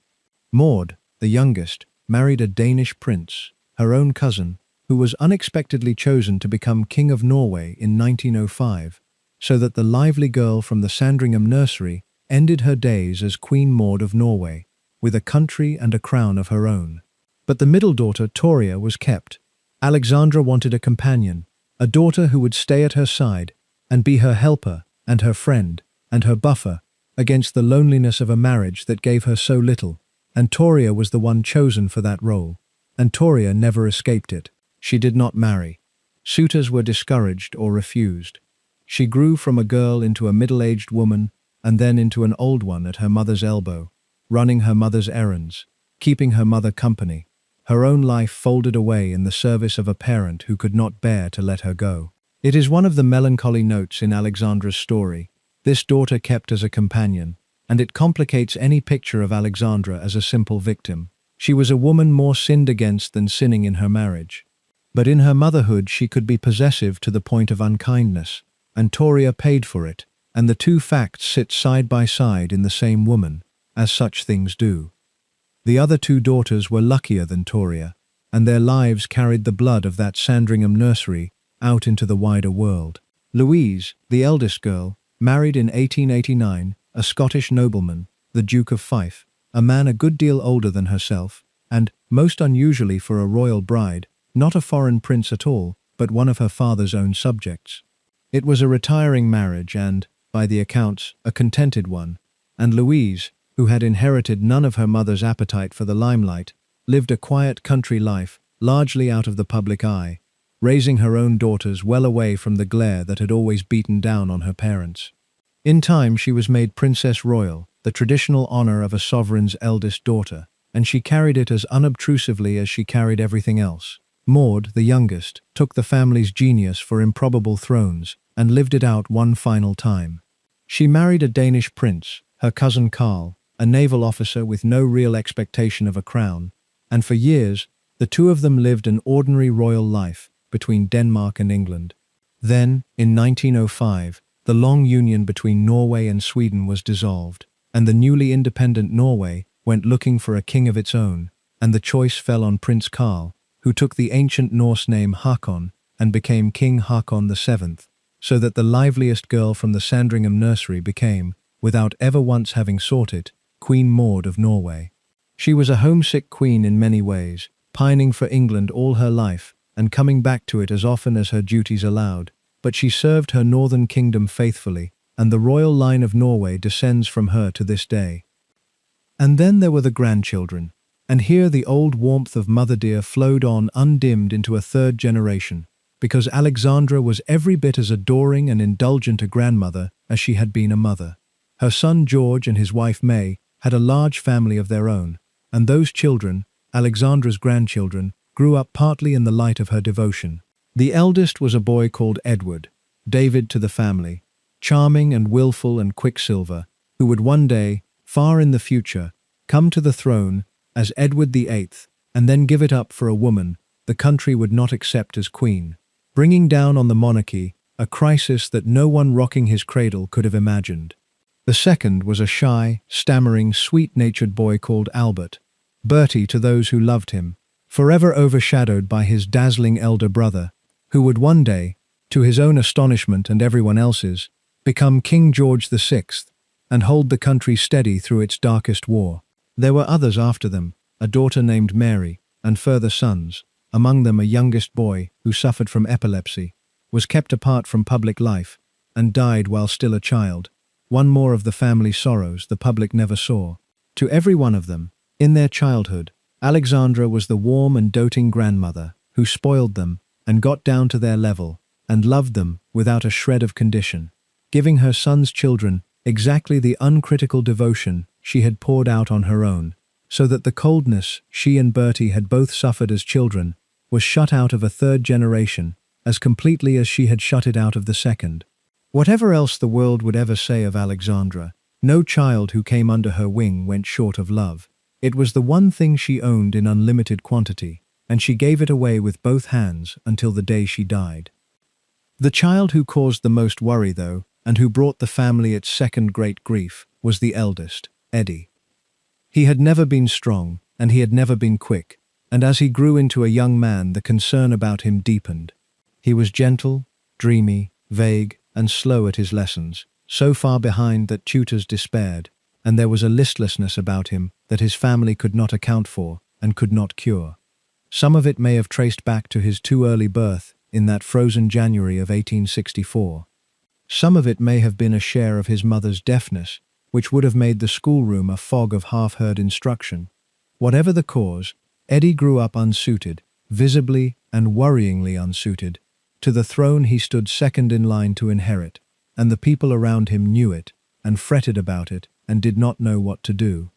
He became, in his 20s, the object of a swirl of rumor, some of it cruel, some of it lurid, and it is only fair to Eddie to be plain about the fact that the wilder stories told about him then and since have never been supported by real evidence, and that serious historians give them no weight.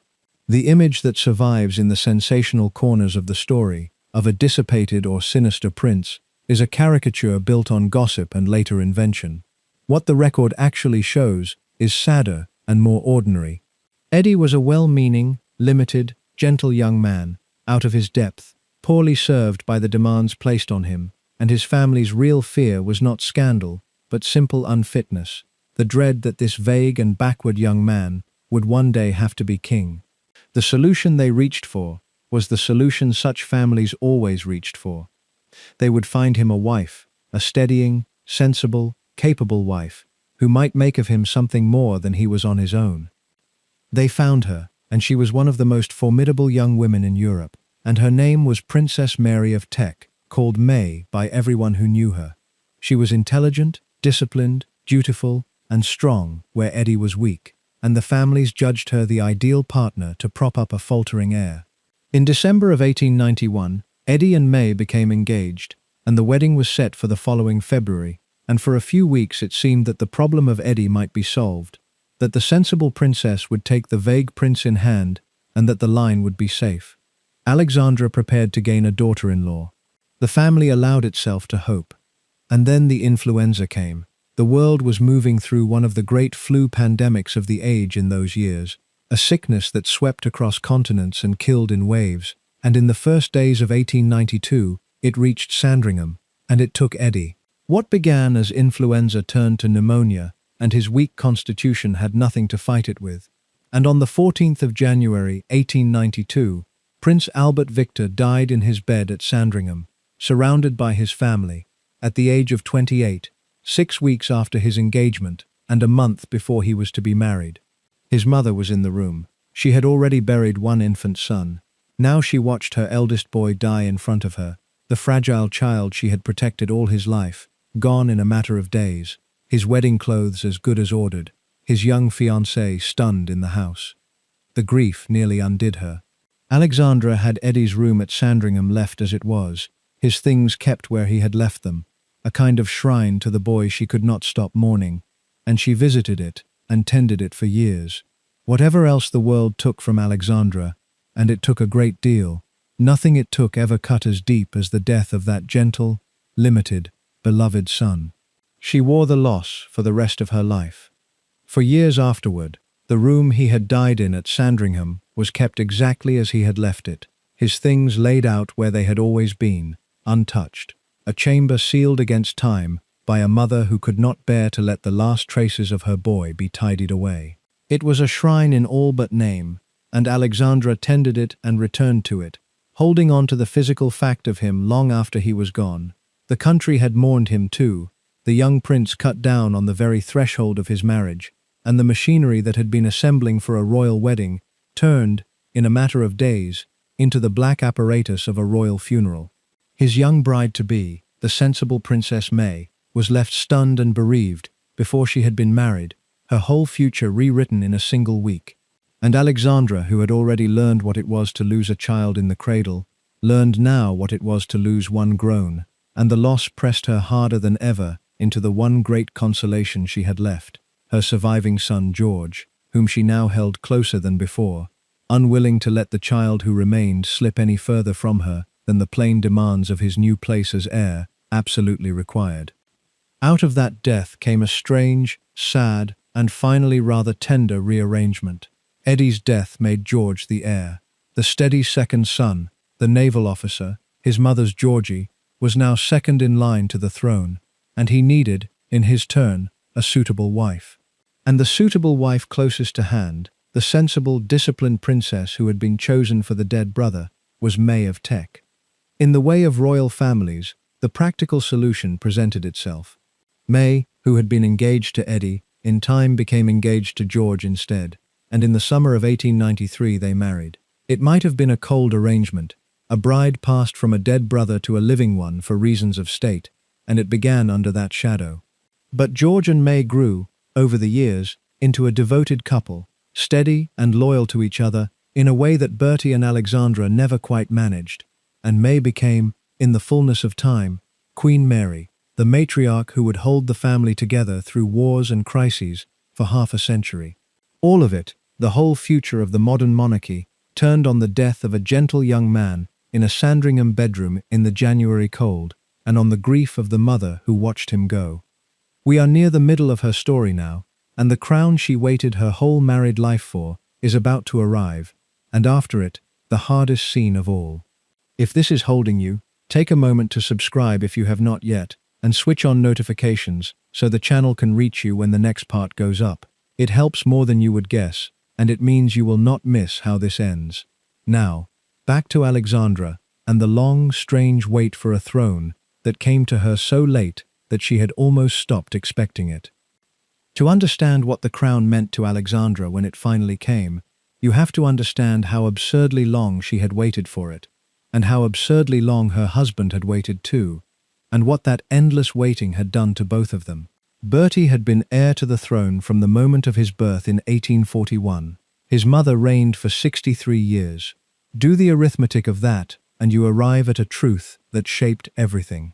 The man spent almost 6 decades as the heir, the longest apprenticeship for the throne in the history of the country up to that time, and his mother, who never trusted him and never forgave him for the death of his father, kept him at arm's length from the real work of monarchy for nearly all of it. She would not let him see the state papers. She would not give him a serious role. She treated him, deep into his middle age, as the wayward boy she could not rely on, and she left him with nothing to do but the thing he was already too good at, which was the pursuit of pleasure. A man kept idle for 50 years will fill the time somehow, and Bertie filled it with the racecourses and the card tables and the women, and then his mother and the public blamed him for the very dissipation that her refusal to employ him had helped to produce. It was a trap, and Alexandra lived inside it alongside him, the Princess of Wales for 38 years, waiting through her youth and her middle age for a position that never seemed to arrive, watching her husband grow stout and grey and scandalous in the long empty antechamber of the throne. The waiting ended on a January afternoon in 1901, in the house on the Isle of Wight, where Alexandra had spent part of her honeymoon nearly 40 years before.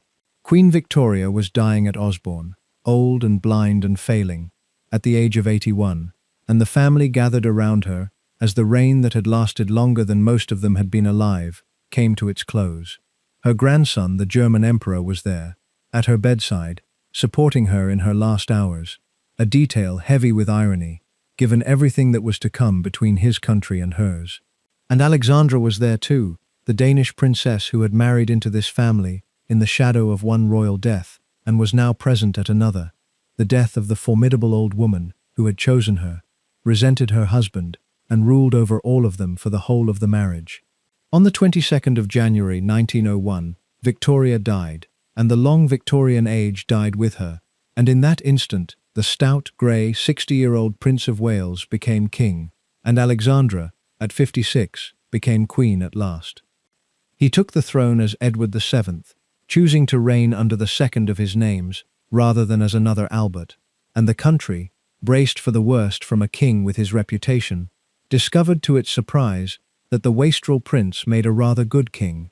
The very qualities that had made him a disappointing student and an unfaithful husband, the charm, the ease, the appetite for people and pleasure and display, turned out to be assets in a monarch. He was warm, he was worldly, he was a natural at ceremony, and a gifted host, and a shrewd judge of men, and he threw himself into the diplomatic and public work his mother had denied him for half a century, with an energy that no one had known he possessed. He became known abroad as a peacemaker, using his charm and his family connections across the courts of Europe to smooth relations, and he helped to bring about the understanding with France that reshaped the map of European alliances. He was suspicious of Germany and of his own nephew, the Kaiser, whose bluster and ambition unsettled him, and in that suspicion he and Alexandra were, for once, entirely of one mind, because her lifelong distrust of Prussia and his growing distrust of the German emperor pointed the same way. After 40 years of pulling against each other, the king and queen found themselves, on the great question of Germany, standing on the same ground at last. The coronation was set for the summer of 1902, for the 26th of June, and the whole world was invited. Kings and princes and envoys converged on London, the abbey was prepared, the crowds began to gather, and then, a few days before the ceremony, the new king nearly died. He had been feeling ill for some time, and it turned out to be appendicitis, an inflamed and abscessed appendix, which in that era before antibiotics was a killer.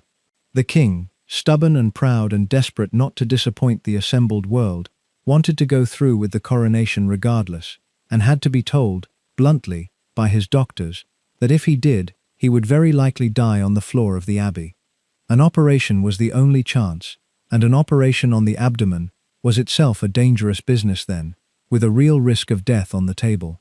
On the 24th of June, 2 days before he was to be crowned, the King of England was operated on, the abscess drained by a surgeon working at the edge of what medicine could then do, while the nation held its breath, and the foreign kings waited, and the coronation was postponed, with no certainty that there would ever be one. The postponement threw the whole enormous machinery of a coronation into chaos, because the world had already arrived. The foreign kings and princes and envoys had gathered in London for the great day. The decorations were up, the guests were assembled, and then, at almost the last moment, all of it was suspended, the king on an operating table, and the ceremony indefinitely off, the assembled royalty of Europe left to wait or to go home, with no certainty of when, or whether, they would be called back. And there was the matter of the feast.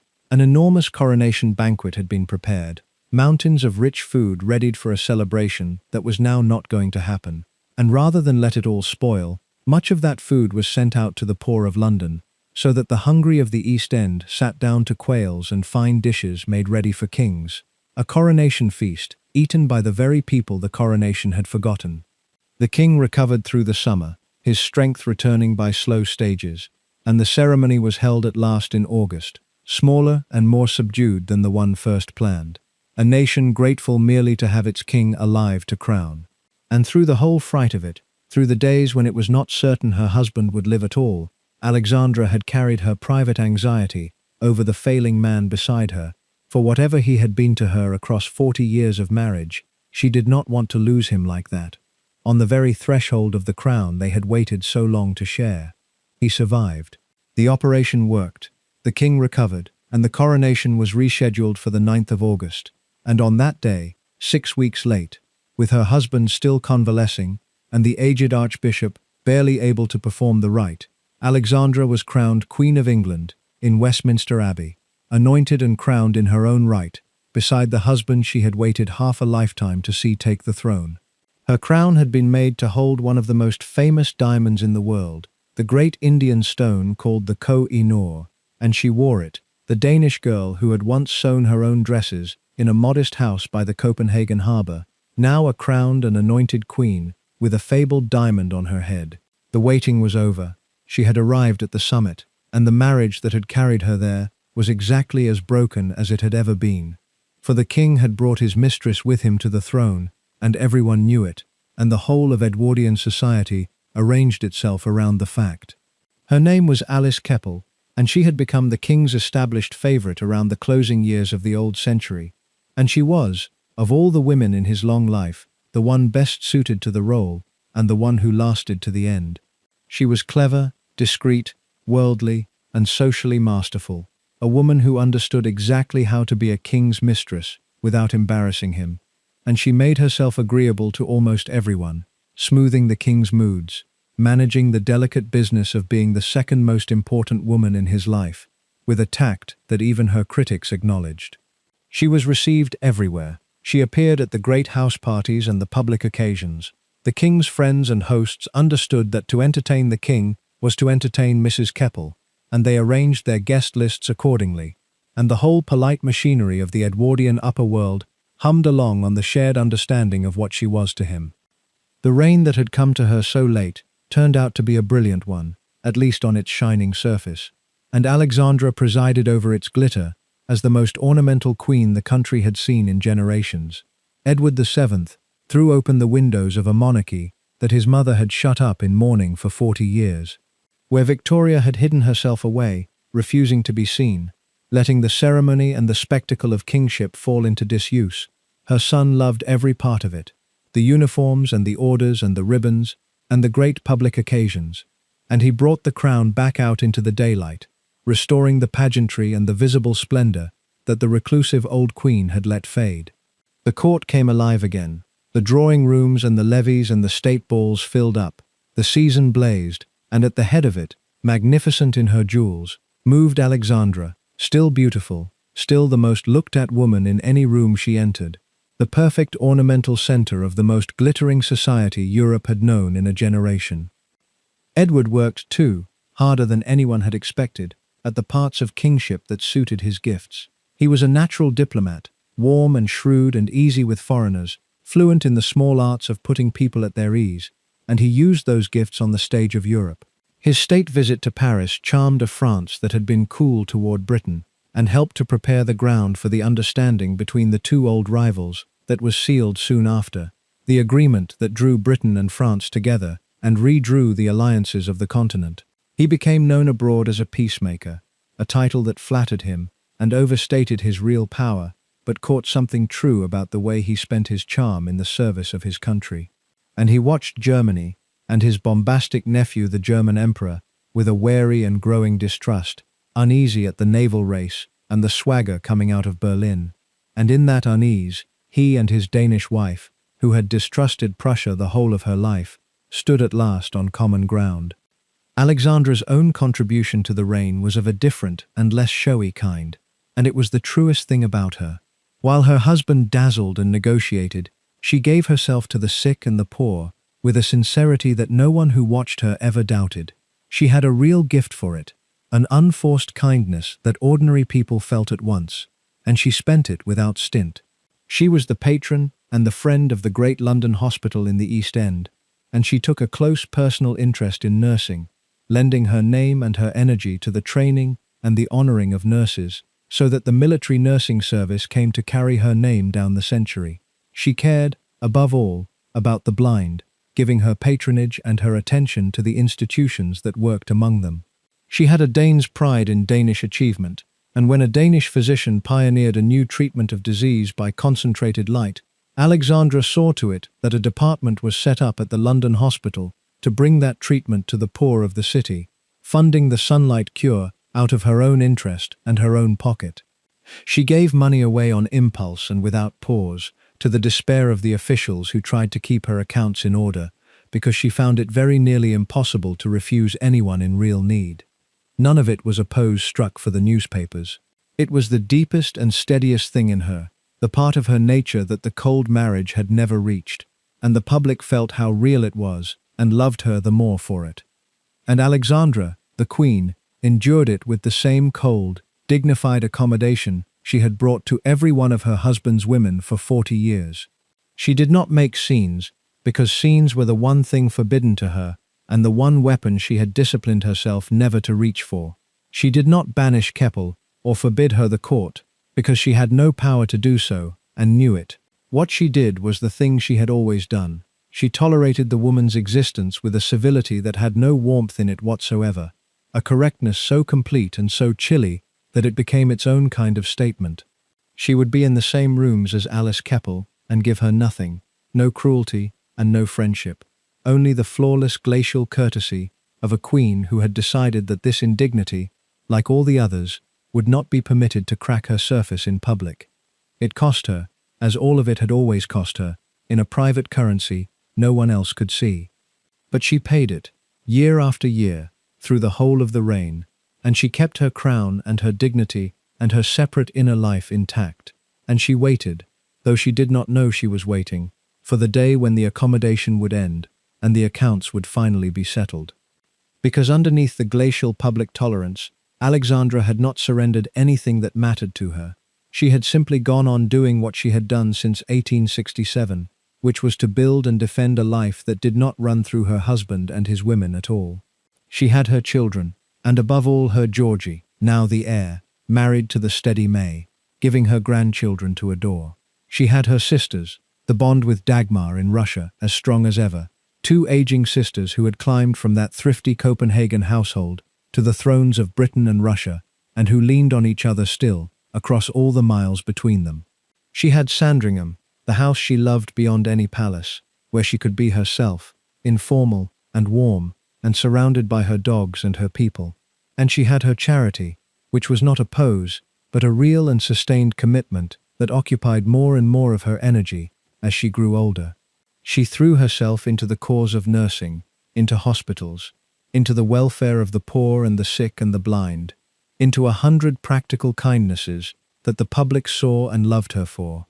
The great military nursing service was renamed in her honor in the year of the coronation, carrying her name down through the decades to come. She visited the sick. She gave, generously and often, sometimes to the despair of the officials who tried to keep her accounts in order, because she found it almost impossible to refuse anyone in need. Whatever the marriage had denied her, she had made herself into something the country valued, a queen who nursed and gave and cared, and the love the public had first given the beautiful young bride in 1863 matured into a deeper affection for the gracious, generous, aging queen who seemed to belong to all of them. So the reign settled into its long, strange balance. In public, a popular king and a beloved queen, the very picture of the crown, gracious and magnificent, at the head of the most glittering society Europe had seen in a generation. In private, a marriage that was a marriage in name and law and public function and almost nothing else. A king who lived for his pleasures and kept his mistress at the center of his life, and a queen who had walled herself into a country of her own, made of children and sisters and charity and the house in Norfolk, into which her husband was a visitor and his mistress was not admitted at all. It could have gone on like that indefinitely. It very nearly did. But Edward VII, for all his energy, was a man who had spent 60 years indulging every appetite, who ate enormously and smoked constantly, and drove his body hard, and a body used like that does not last forever. The reign that had come to Alexandra so late was going to be a short one, and its ending would bring her, at last, to the one room and the one decision that would let her say, plainly and finally and on her own terms, the thing she had been holding back for the whole of her married life. Edward VII had never taken care of himself, and by the last years of the decade, the bill for 60 years of indulgence was coming due. He was a heavy man who ate enormous meals and smoked without pause, cigars and cigarettes in a steady stream from the moment he woke, and his lungs and his heart were paying for it. Bronchitis troubled him more and more, a thick, wet, dangerous cough that laid him low each winter and took longer to shake each time. He was tired, in a way that rest did not cure. And in the final stretch of his life he was dragged into a political storm that gave a weakened man no peace, a constitutional crisis over the power of the House of Lords and the radical budget the government had brought forward, a fight that pitted the elected commons against the hereditary peers and threatened to pull the crown itself into the middle of the quarrel. The king, unwell and worn, found himself pressed from all sides over what he should do if the crisis came to a head, and the strain of it sat on top of the strain of his failing body, and those close to him could see him wearing down through the winter and spring of 1910. In the spring he did what he always did in spring. He went to Biarritz, the resort on the French coast that he loved, to take the air and recover his strength. But this time, the air did not help. He fell ill there with bronchitis, seriously ill, and lingered on the coast trying to mend, unwilling to admit how bad it had become. Alexandra, meanwhile, was far away, on a Mediterranean cruise, sailing among the islands and visiting her brother, who was King of Greece, spending a rare stretch of untroubled time in the sunshine near Corfu. The king's illness was kept from alarming the world, and it was softened in the reports that reached his wife, so that Alexandra went on with her cruise for a time, not understanding how grave the situation had grown at home. He came back to London toward the end of April, and he did not get better. The bronchitis had gone deep, his heart was laboring, and the people around him began to understand that this was not another winter illness he would shake off, but something closer to the end. Word went out to Alexandra that she should come home, and the word this time was not softened, and she cut short her cruise and hurried back across Europe, the same anxious journey north that this whole story began with, arriving at Buckingham Palace in the first days of May to find her husband failing and the household braced for the worst. The last day was the 6th of May 1910. The king suffered a series of heart attacks through that day, one after another, each leaving him weaker than the last. And in a way that tells you everything about the man, he refused, almost to the end, to behave like a dying invalid. He insisted on being dressed. He wanted to be up, to receive people, to carry on with the business of being king, as if by sheer force of will and appetite, he could keep death waiting in the corridor a little longer. He saw a friend. He was told, that afternoon, that one of his racehorses, a filly named Witch of the Air, had won its race that day at Kempton, and the news pleased him, and he said that he was very glad, and those were among the last coherent words the sporting king spoke. A small human pleasure at a winning horse on the day he died. Through that last long day, the family gathered at Buckingham Palace, as the word spread that the king was dying, and the great house filled with the hush that settles over a place where a death is coming.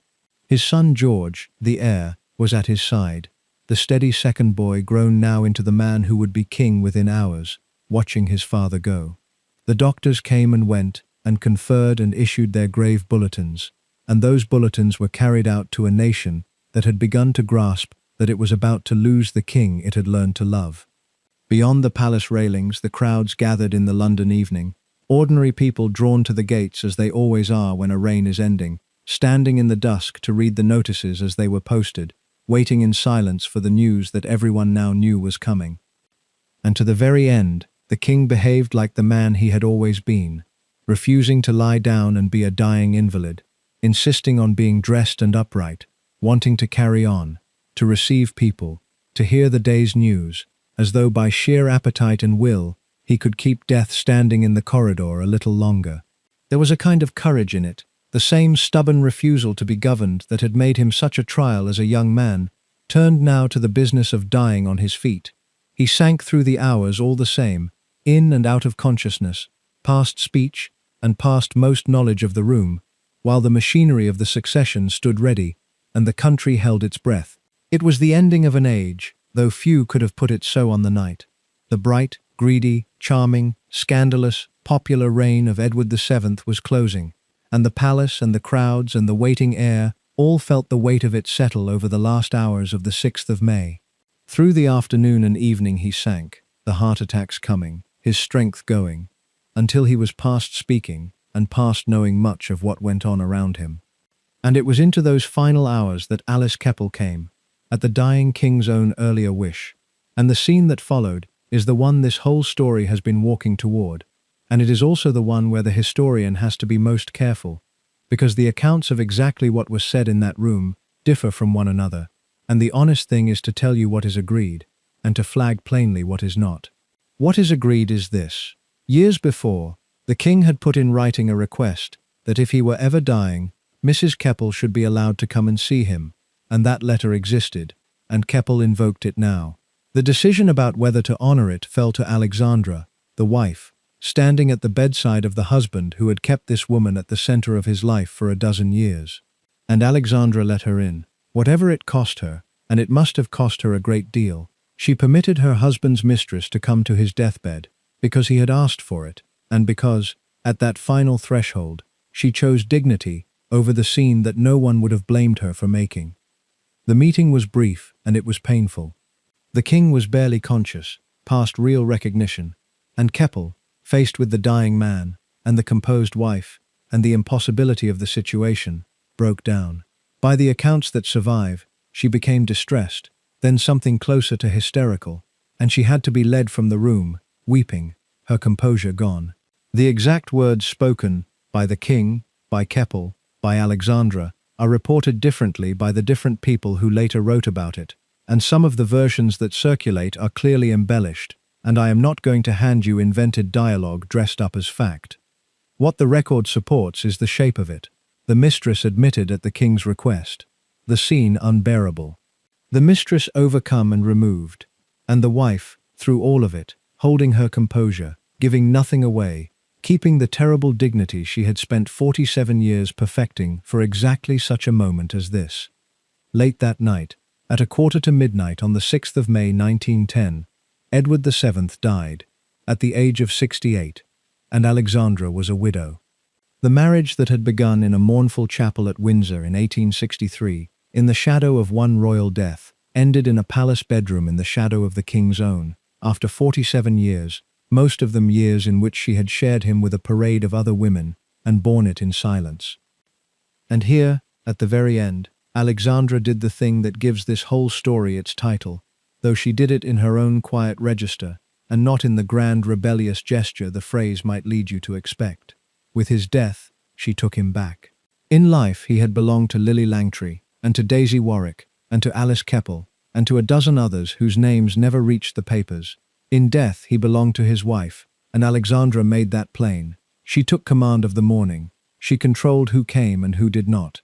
By several accounts she spoke, in the days after, of the king now being at peace, and of his being hers again, and though the precise words vary from teller to teller, the sense of them is well attested, and it runs through everything she did in that week. The woman who had never once been able to say no to his infidelities in life said, in effect, at his death, that it was over now, that the sharing was finished, that this man was her husband and no one else's, and would be buried as such. It was not a scene, she never made scenes, but it was, unmistakably, the moment she had been holding in reserve for the whole of her married life, the moment she finally drew the line all the way across and said, without raising her voice, no more. The country mourned him enormously, more than anyone had expected for a king who had begun his reign under such a cloud, and the scale of the public grief showed how thoroughly the wayward prince had won his people over as king. He lay in state in Westminster Hall, and the crowds that came to file past his coffin were vast beyond reckoning, hundreds of thousands of ordinary people queuing for hours through the London streets to walk past the body of the dead king, a great silent river of mourners that went on for days.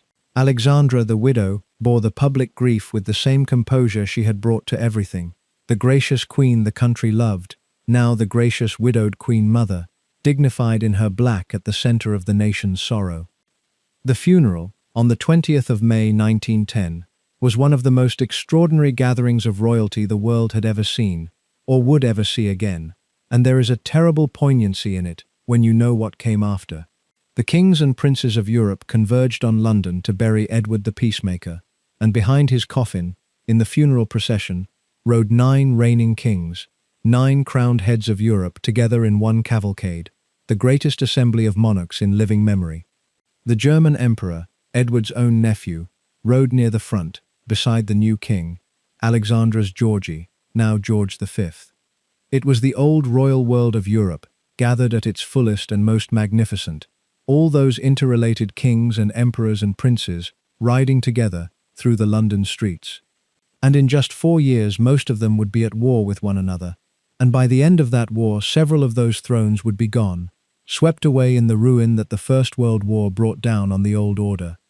The 9 kings behind Edward's coffin were, without knowing it, riding at the funeral of their own world. It was the last great gathering of the age that was about to end. He lay in state in Westminster Hall for several days before the funeral, and the crowds that came to file past him showed, more plainly than anything else could have, how completely the wayward prince had won his people over as king. They came in their hundreds of thousands, ordinary men and women, from every corner of the city and far beyond it, queuing for hour upon patient hour through the London streets, shuffling forward in a slow black river that did not stop by day or by night, to walk in silence past the coffin of the dead king under the ancient roof of the great hall. Nothing had prepared the government or the palace for the scale of it. The mourning was real, and it was vast, a whole nation filing past its king, and at the center of the private grief inside that public one stood Alexandra, the widow, ordering the arrangements with the same composure she had brought to every ordeal of her life, deciding who should come and who should not, taking her husband in hand in death as she had never once been able to in life. The funeral itself drew the crowned heads of the earth to London, and the black-draped city watched the greatest gathering of royalty of the age pass through its streets behind the gun carriage.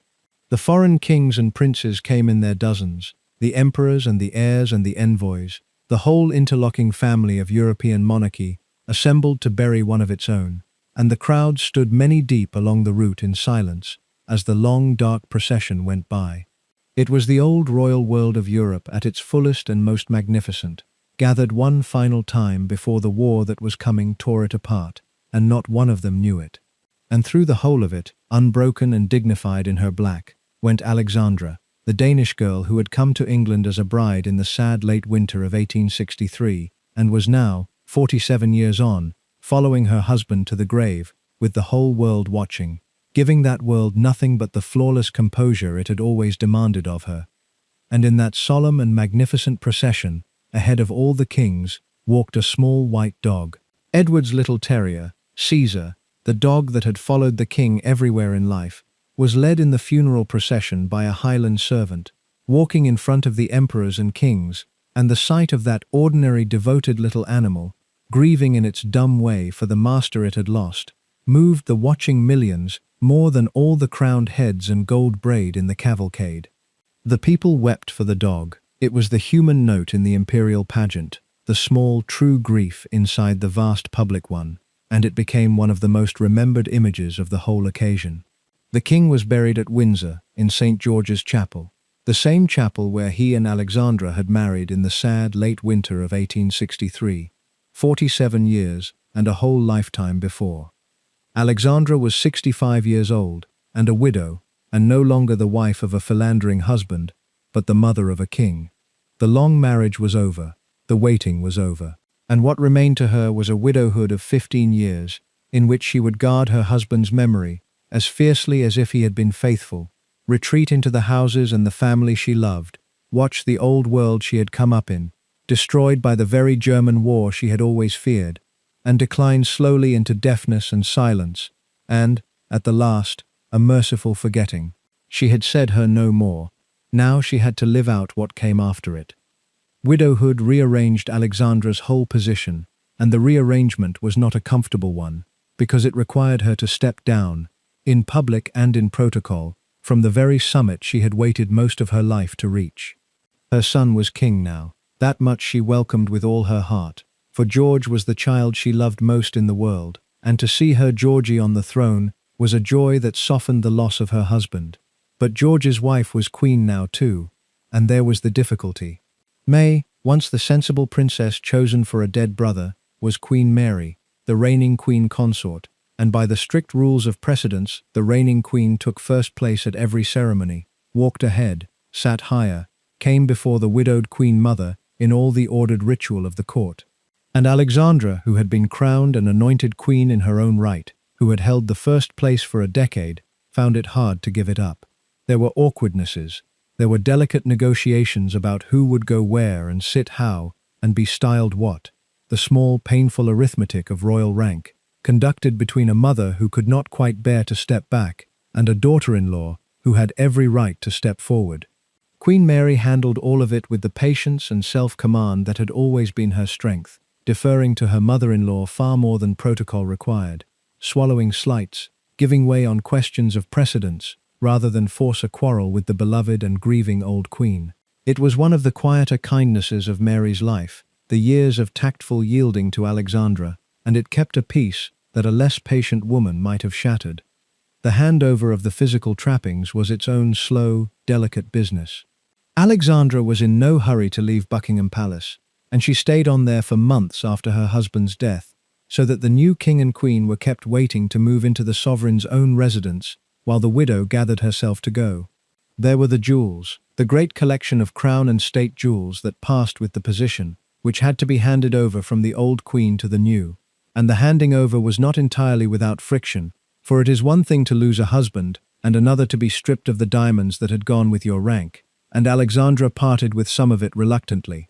And then there was Sandringham, and here Alexandra dug in and would not be moved, and the result was one of the odder domestic arrangements in the history of the modern monarchy. Sandringham was hers.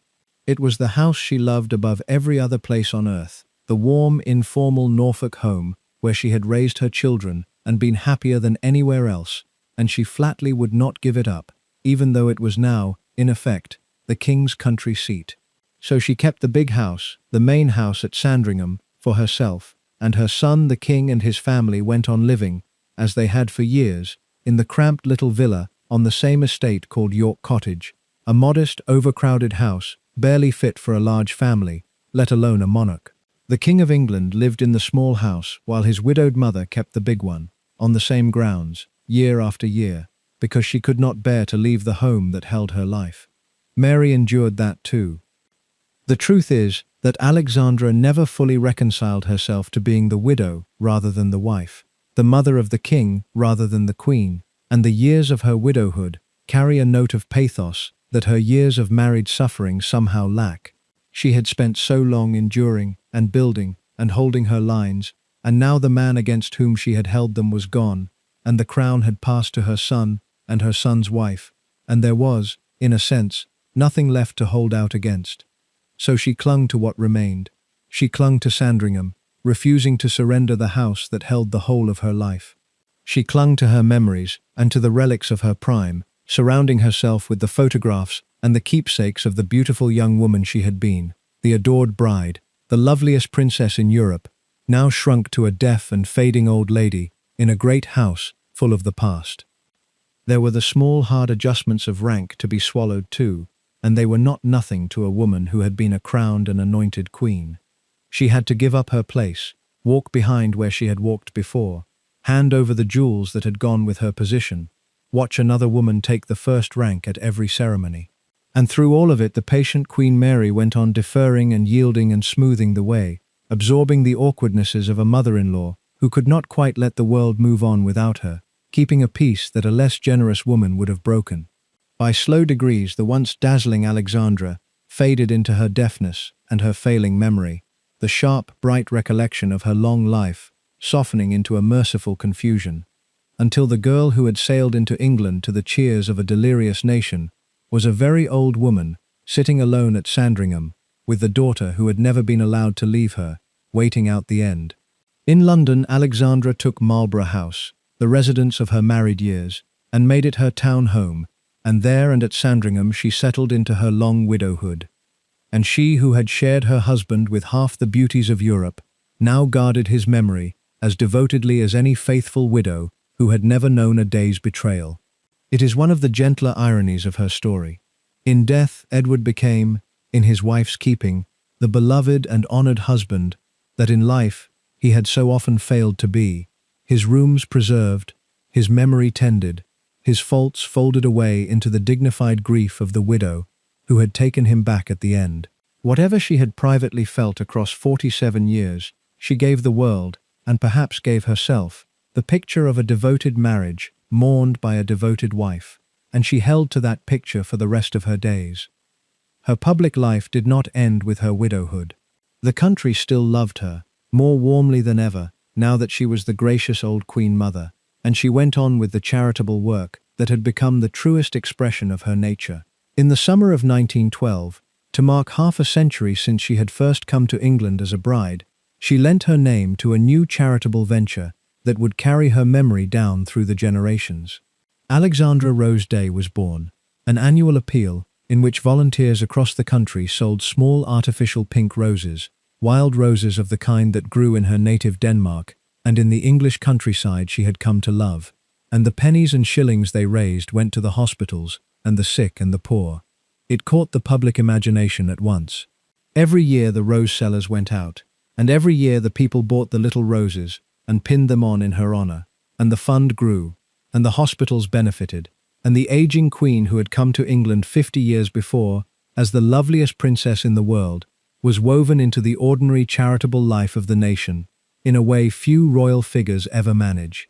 The nursing service that carried her name went on too, and her patronage of hospitals, and her care for the blind, all the practical unglamorous kindnesses that had always meant more to her than the pomp of her position. The beauty faded, as beauty does, and the deafness deepened, and the world she had come up in began to change beyond recognition, but the love the public bore her did not fade, because it had long since stopped resting on her looks and come to rest on her goodness. When the war came, Alexandra was already an old woman, past 70 when the guns opened in the late summer of 1914, and she met it with the strange doubled feeling that had shadowed her whole life with Germany. She had dreaded exactly this from her girlhood, and now that it had come, there was no comfort at all in the dread being justified, only grief, because the price of having been right was written in the bodies of the young. She threw what strength she still had into the war. She visited the wounded in the hospitals, moving among the maimed and the dying young men, an old, deaf, gentle figure, bringing what comfort her presence could bring. She lent her name and her energy to the nurses, whose service already carried it, and to the endless appeals and funds that the war threw up. The little roses still went out each summer, the pennies flowing now toward the wounded of the front. And she felt the war reach even into the corner of England she loved best, for Sandringham lay near the exposed eastern coast, among the first parts of the country to feel the new terror of attack from the air, when the enemy's airships came droning over the darkened Norfolk countryside to drop their bombs, a thing that no one in her long life could once have imagined, war falling out of the night sky onto English fields. The enemy, through all of it, was her own family. The German emperor leading the war against her adopted country was Victoria's grandson, her dead husband's nephew, one of the very cousins who had ridden behind Edward's coffin only 4 years before, and the whole grotesque strangeness of a war fought between blood relations hung over Alexandra's last active years. She had never been German, never felt the pull toward Germany that ran through the family she had married into, and now she watched that family, under the pressure of the war and the fury of anti-German feeling in the country, cast off at last the German names and titles it had worn for generations, becoming in name what she had always been in spirit. The old Danish princess who had distrusted Prussia since she was a girl, watching her homeland torn apart, lived to see the whole nation come round to her lifelong fear, and to see her own son, the king, strip the Germanness out of the royal house itself. There was no triumph in it for her, only the grief of an old woman watching a generation of young men die in the war she had always known would come, in the country she had made her own, against the country she had feared since childhood. She was too old and too frail, and too deaf now to do much beyond visit and comfort and give. But she did those things faithfully, to the very limit of her failing strength, and the country that had loved the beautiful young bride of 1863, loved the brave, kind, deaf old Queen Mother of the war years, every bit as truly. And then the thing she had feared her whole life, the thing she had carried out of her Danish childhood and never let go of, came true, and it came in the most terrible form imaginable. In the summer of 1914, Europe went to war, and the enemy was Germany. The old assembly of interrelated kings that had ridden behind her husband's coffin only 4 years before shattered into warring camps, and Britain and Germany, the two great powers at the heart of it, were locked in a struggle that would kill a generation of young men. For Alexandra, the war was the grim vindication of a lifetime. She had distrusted Prussia and German ambition since she was a girl, watching her homeland torn apart in 1864. She had carried that distrust through half a century of a court that had always been more German than she was, through the years when her sympathies had set her at odds with Victoria, and with the German marriages that laced the family together. Now the whole country had come round to the fear she had held all along, and there was no comfort in being proved right, only grief, because the being right was written in the casualty lists that grew longer every week. The enemy, moreover, was family. The German Emperor, Kaiser Wilhelm, was Victoria's grandson, Edward's nephew, bound by blood to the very throne he was now at war with, and the strangeness of a war fought between cousins hung over the whole conflict. The anti-German feeling in Britain rose to a fever, and it reached even into the royal family itself, which found its own German names suddenly a liability and an embarrassment. In 1917, the king, Alexandra's Georgie, took the extraordinary step of changing the name of the royal house, casting off the German title it had carried through the marriage of Victoria and Albert, and taking instead the plain English name of Windsor, and the German relations of the family anglicized their names too, so that the house scrubbed away the German identity it had worn for generations. Alexandra watched her adopted family finally shed the Germanness she had never shared, watched them become, under the pressure of the war, as anti-German as the Danish princess who had married into them 50 years before and never quite belonged to their German world. She threw what strength she had left into the war effort, visiting the wounded, supporting the nurses whose service carried her name, comforting where she could, an old and increasingly frail woman moving among the broken young men that the war she had always dreaded was producing in their tens of thousands. The war brought Alexandra a private grief on top of the public one, and it reached her through the sister she had loved best in all the world since they were girls together in that thrifty Copenhagen house. Her sister Dagmar had made, all those years ago, the other of the two great marriages that carried the Glucksburg girls to the summits of Europe. Where Alexandra had gone to England, Dagmar had gone to Russia, and she had become the Empress Maria Feodorovna, wife of one Tsar, and, after his death, mother of the next.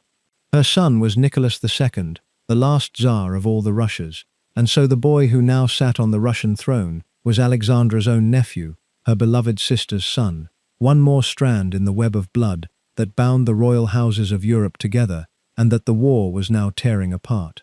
The two sisters had stayed as close in age and marriage and old age as they had been in childhood, writing constantly, visiting when they could, two women who had climbed from the same modest home to the thrones of the two greatest empires in Europe, and who leaned on each other still, across the whole width of the continent. And now war and revolution were about to fall on Dagmar's world, with a violence that made everything Alexandra had suffered in her marriage look almost gentle by comparison. Russia did not merely lose the war, it collapsed into revolution, and the revolution swept away the throne, and then it swept away the family that had sat on it. In 1917, the Tsar was forced to abdicate, and he and his wife and their 5 children were taken prisoner by the revolutionaries, and in the summer of 1918, in a cellar in a town in the Urals, Nicholas, his wife, and all 5 of their children, 4 young daughters, and a sickly little son, were shot dead, murdered together in the night, the whole family wiped out at a stroke.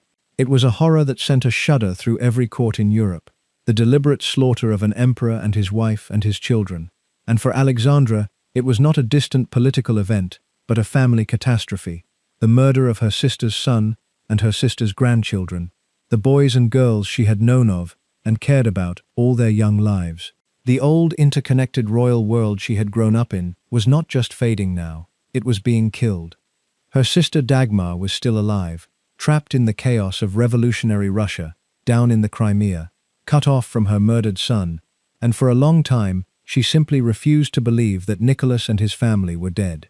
She clung to the hope that they had somehow survived, that the terrible reports were wrong or exaggerated, that her son and his children were alive somewhere and would be found, and she went on refusing to accept the truth for years, because the truth was more than a mother could be asked to hold.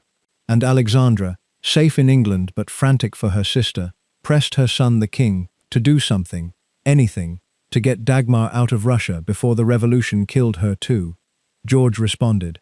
In 1919, a British warship, the Marlborough, was sent to the Crimea to rescue the Dowager Empress and the other members of the Russian imperial family who were sheltering there, and it carried them out of Russia to safety, plucking Alexandra's sister from the wreckage of the empire that had murdered most of her family.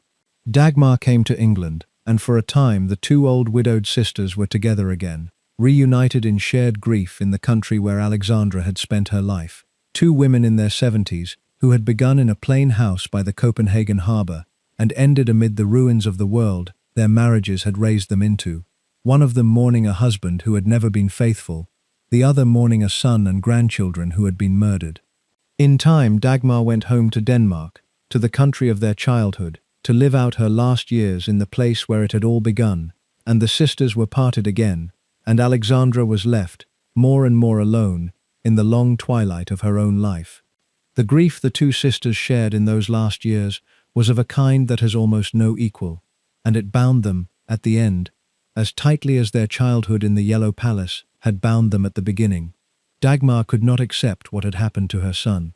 For years she refused to believe that Nicholas and his wife and their 5 children had truly been murdered, clinging to every rumor of survival, every hope that the reports out of Russia were false, because the alternative was more than a mother's mind could hold. And it was not only her son. The revolution had fallen on the whole vast Romanov family, and other relatives had been killed alongside the Tsar, and the imperial world Dagmar had reigned over for decades had been swept away entirely, its palaces seized, its people scattered or shot, a whole empire and a whole way of life wiped from the earth in a few years of war and revolution. There is a larger ending folded inside that private one. The murder of the Russian imperial family was the sharpest sign that the old dynastic Europe, the interlaced world of cousin kings and royal marriages that Alexandra's own family had done so much to weave together, was finished, killed off by the war and the revolutions that came out of it. The generation of the in-laws of Europe, the children of the Yellow Palace who had married into thrones across the continent, lived to watch that whole world die. The two old sisters who had begun life in a modest house by the Copenhagen harbour and had risen to sit beside the thrones of the two greatest empires in Europe, ended it as widows amid the ruin of everything their marriages had carried them into. One of them mourning a husband who had never been faithful, the other, a son and grandchildren slaughtered in a cellar. When Dagmar went home at last to Denmark, to live out her remaining years in the country of their girlhood, the sisters were parted for the final time, and Alexandra, in England, felt the parting as one more subtraction from a life that was steadily emptying of the people who had filled it. For the twilight was closing in on her now in earnest, and it took the form of a slow retreat into silence and forgetting. The deafness that had troubled her since her 20s had grown, over the decades, into something close to total, so that in her last years she lived walled off from the ordinary sound of the world, unable to follow the talk around her, dependent on the few who could make themselves understood to her, and on the written word. And her memory, which had held so much love and so much grief, began to fail her too.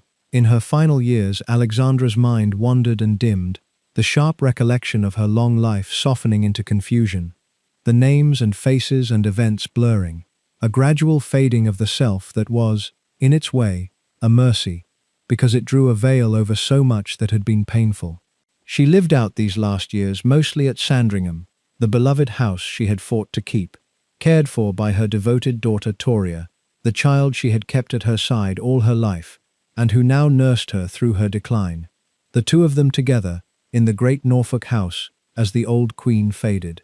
She made only rare appearances before the public that still loved her, an old, deaf, frail, gentle woman, the last living link to the far-off world of the 1860s, to Victoria and Albert and the wedding at Windsor, and the beautiful young bride who had sailed into England more than 60 years before and set a whole nation cheering. She died at Sandringham on the 20th of November, 1925, of a heart attack, at the age of 80. The girl from the Yellow Palace, the Sea King's daughter, the loveliest princess in Europe, the long-suffering Princess of Wales, the gracious queen, the devoted and deaf and forgetting old widow, came at last to the end of her long road in the house she had loved best, with the daughter she had kept beside her, and the country she had adopted and been adopted by, mourned her with real and lasting feeling.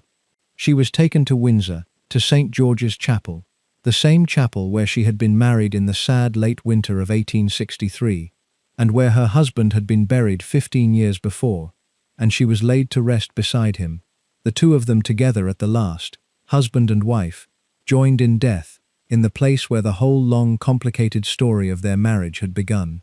Whatever he had been to her in life, and he had been a great deal that was hard, she lay beside him now, and she had wanted it so. The temptation, looking back at a life like Alexandra's, is to file her under one of two simple headings and be done with her. The first heading is victim, the wronged wife, the beautiful girl handed to a man who did not want her, betrayed for 47 years, humiliated in open court, walled off by her deafness, robbed of her sons, and gliding through all of it with a fixed, serene smile because she had no other choice. There is truth in that heading, and it is the one the tabloids of her own day and the sentimental histories since have mostly reached for, because it is easy, and it is affecting, and it turns her into a saint of suffering. The second heading is doormat, the passive, unintellectual, decorative princess who simply absorbed whatever her husband did because she lacked the wit or the will to do otherwise. A lovely non-entity who endured because enduring was all she was capable of. That heading is crueler, and it is also lazier, and it is contradicted by almost everything we actually know about the woman. Because Alexandra was neither of those things, or rather she was more than either of them, and the more is where the interest lies. Look again at what she actually did across those 47 years, and a different figure comes into focus, harder to summarize, and far more impressive. She was handed almost no power. That is the fact you have to start from. She could not divorce her husband, because the position forbade it, and the age forbade it, and there was nowhere for a Princess of Wales to go. She could not make a public scene, because a scene would have damaged the crown she had married into, and handed her enemies exactly what they wanted, and she understood that, and she never once gave it to them.